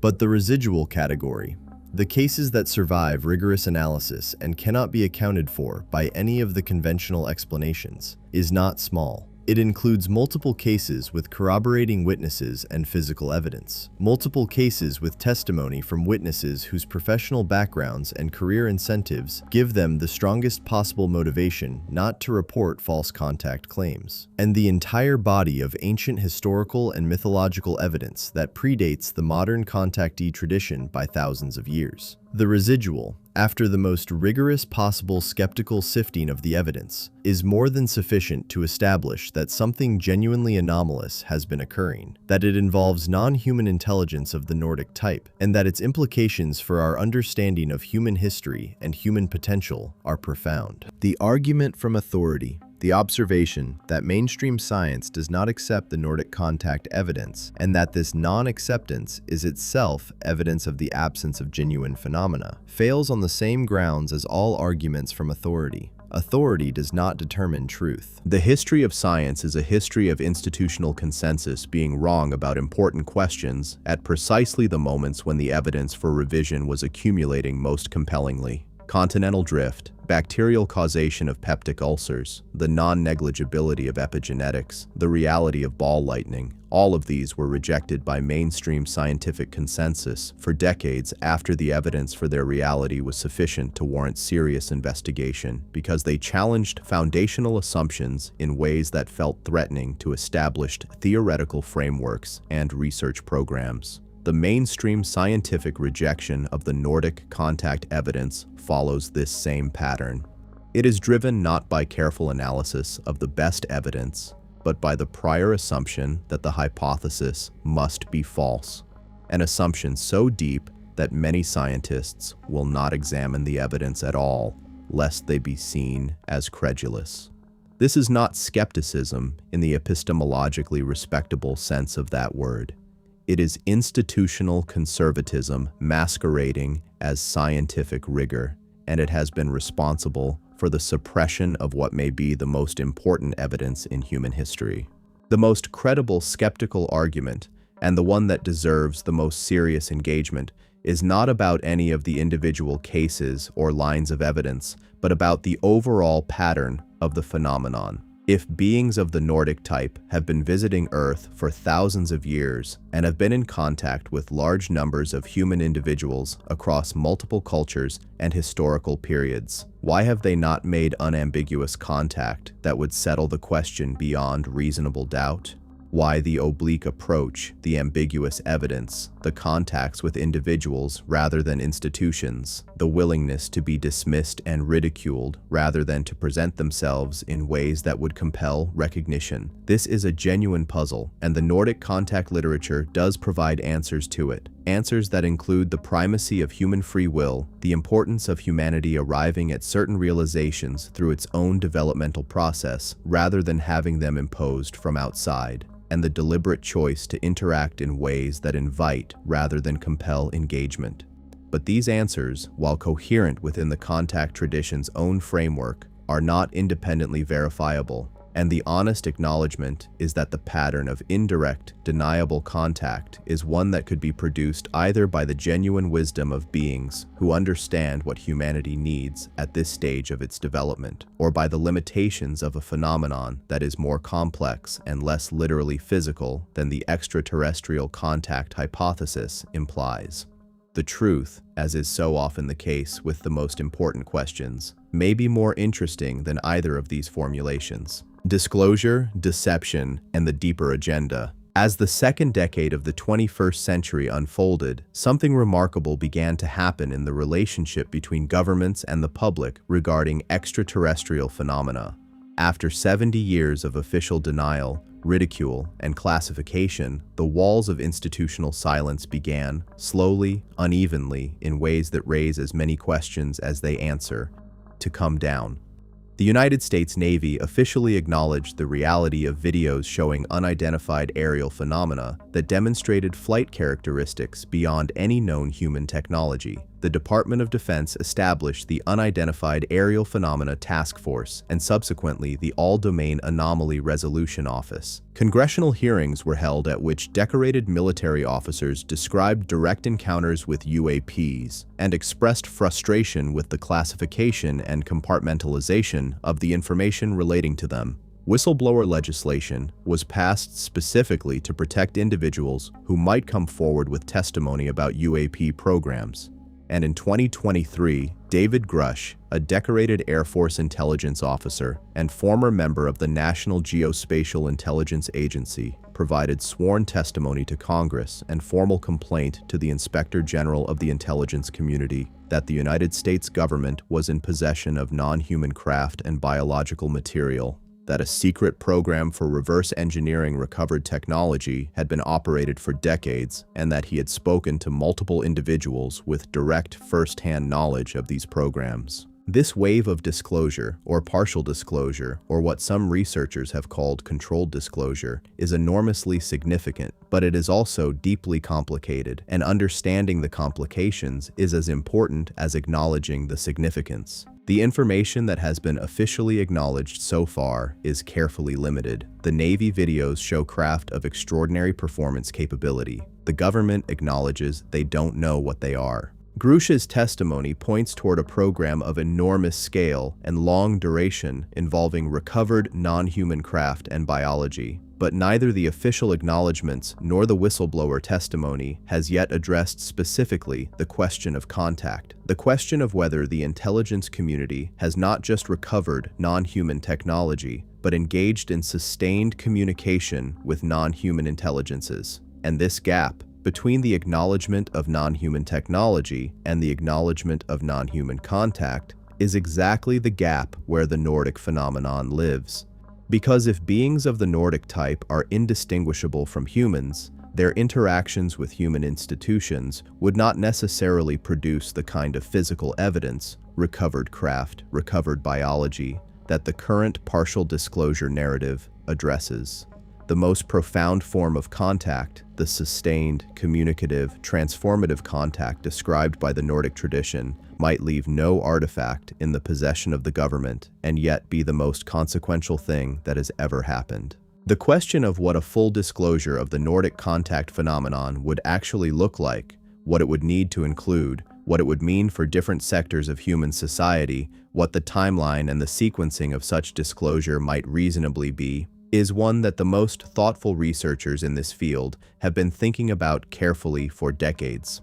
The consensus view among serious researchers is that full disclosure of the reality of Nordic contact would be among the most disruptive events in recorded human history, not because of the immediate threat it would imply, but because of the implications it carries for virtually every foundational narrative through which human civilization organizes itself. The religious implications alone, the fact that beings of extraordinary capability and wisdom are not the God of the monotheistic traditions, but are themselves created intelligences at a more advanced stage of the same developmental process that all consciousness is engaged in, would require fundamental revision of the theological frameworks through which billions of people understand their existence, their obligations, and their ultimate destiny. The historical implications, the fact that human civilization was shaped at its deepest level by interactions with non-human intelligences, that the foundational myths and religious traditions of every major culture are not purely human inventions, but record genuine encounters with real beings,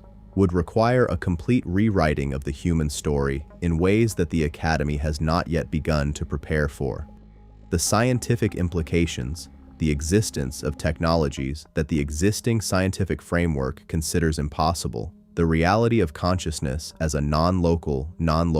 potentially immortal phenomenon, the confirmation that the universe is filled with intelligence that has been evolving for billions of years, longer than life on Earth, would require revisions to the foundational assumptions of physics, biology, neuroscience, and cosmology that would take generations of scientific work to fully work out. These implications are not an argument against disclosure. They are a description of why disclosure has been delayed and why the process of disclosure is being managed so carefully by those who control the relevant information. The calculation that has been made, explicitly according to whistleblowers who claim to have seen the relevant documentation, is that the kind of uncontrolled, immediate, full disclosure that some researchers advocate would produce a social and cultural upheaval of such magnitude that its consequences would be impossible to manage or predict. Whether this calculation is correct is a matter of genuine debate, and there is a strong counter-argument that the continued suppression of the information is itself producing damage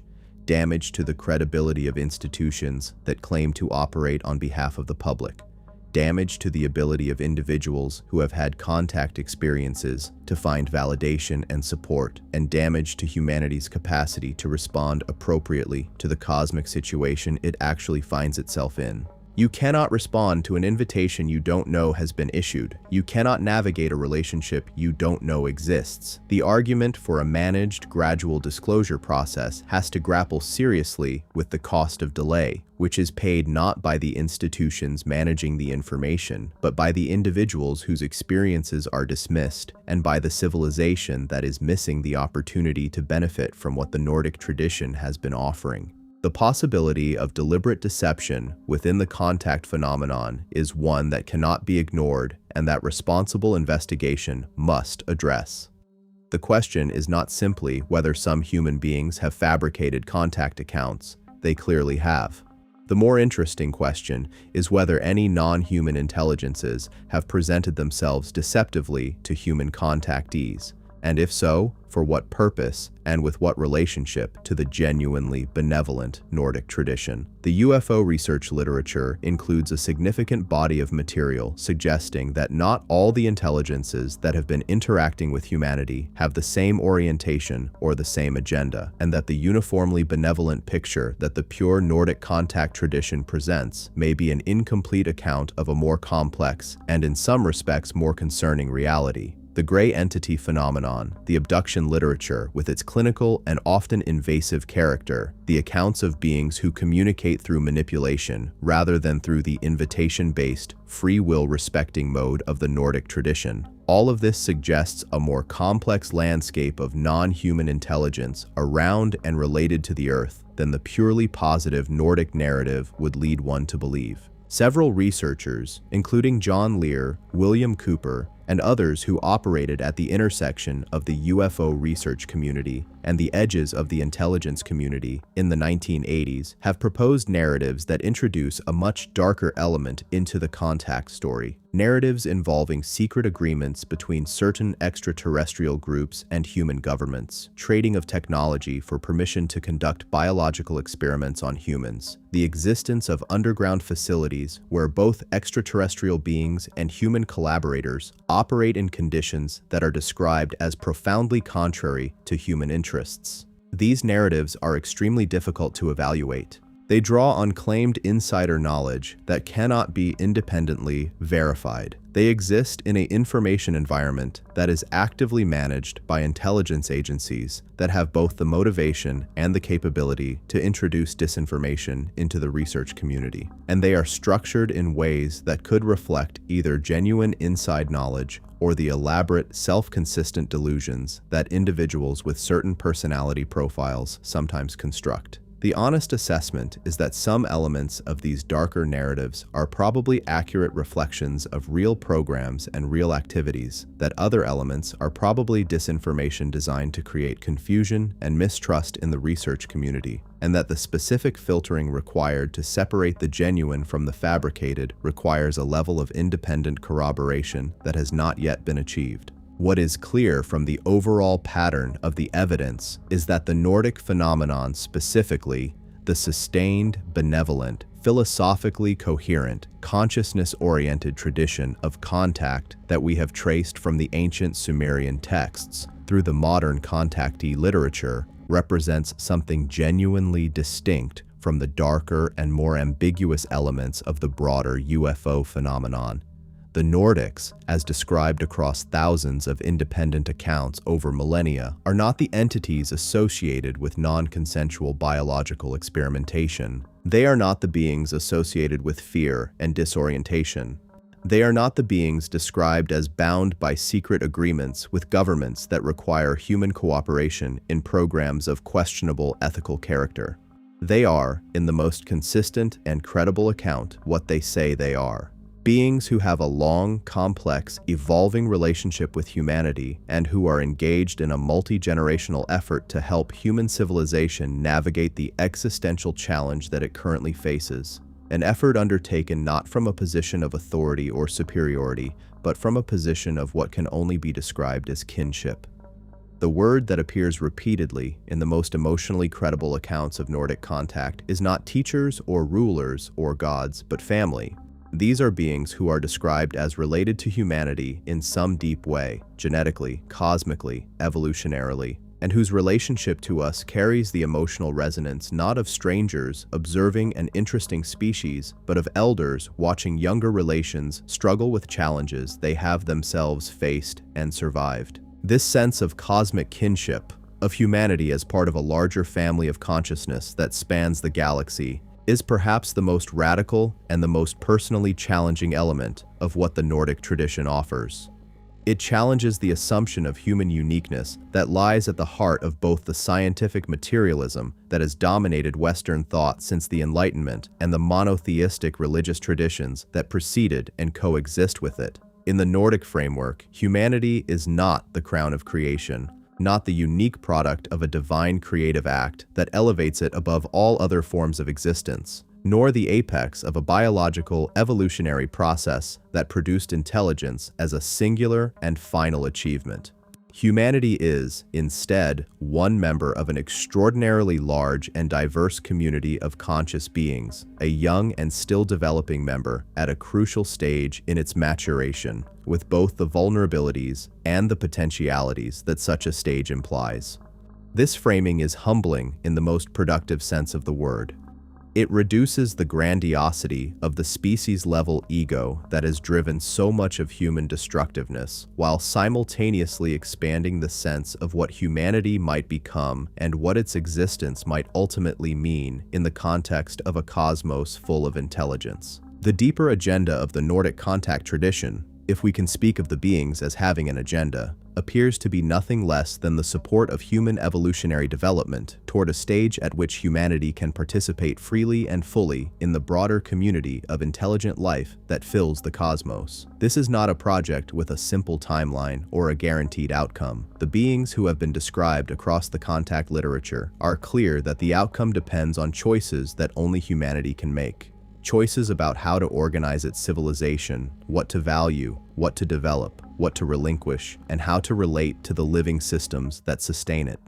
The role of the Nordics in this process is not to make those choices for humanity or to save humanity from the consequences of making the wrong ones. It is to ensure, insofar as the principle of non-interference permits, that humanity has the information and the support it needs to make the right choices and to bear witness to whatever choices humanity makes with the patient, compassionate understanding of beings who have walked this same path themselves and who know from lived experience both how difficult it is and how magnificent the destination it leads toward can be. The disclosure that is currently underway, imperfect, managed, partial, and complicated by the competing agendas of the various institutional actors involved in it, is better understood not as the beginning of the conversation about extraterrestrial contact, but as a hesitant official acknowledgement of a conversation that has been ongoing for all of human history. The Nordic beings did not begin trying to reach humanity when the Department of Defense acknowledged anomalous aerial phenomena. They have been reaching out in every way available to them and within the constraints of a cosmic protocol that human beings are only beginning to understand for as long as human beings have been capable of receiving the communication. The challenge for this generation is to receive it more clearly and to respond more effectively than any previous generation has managed.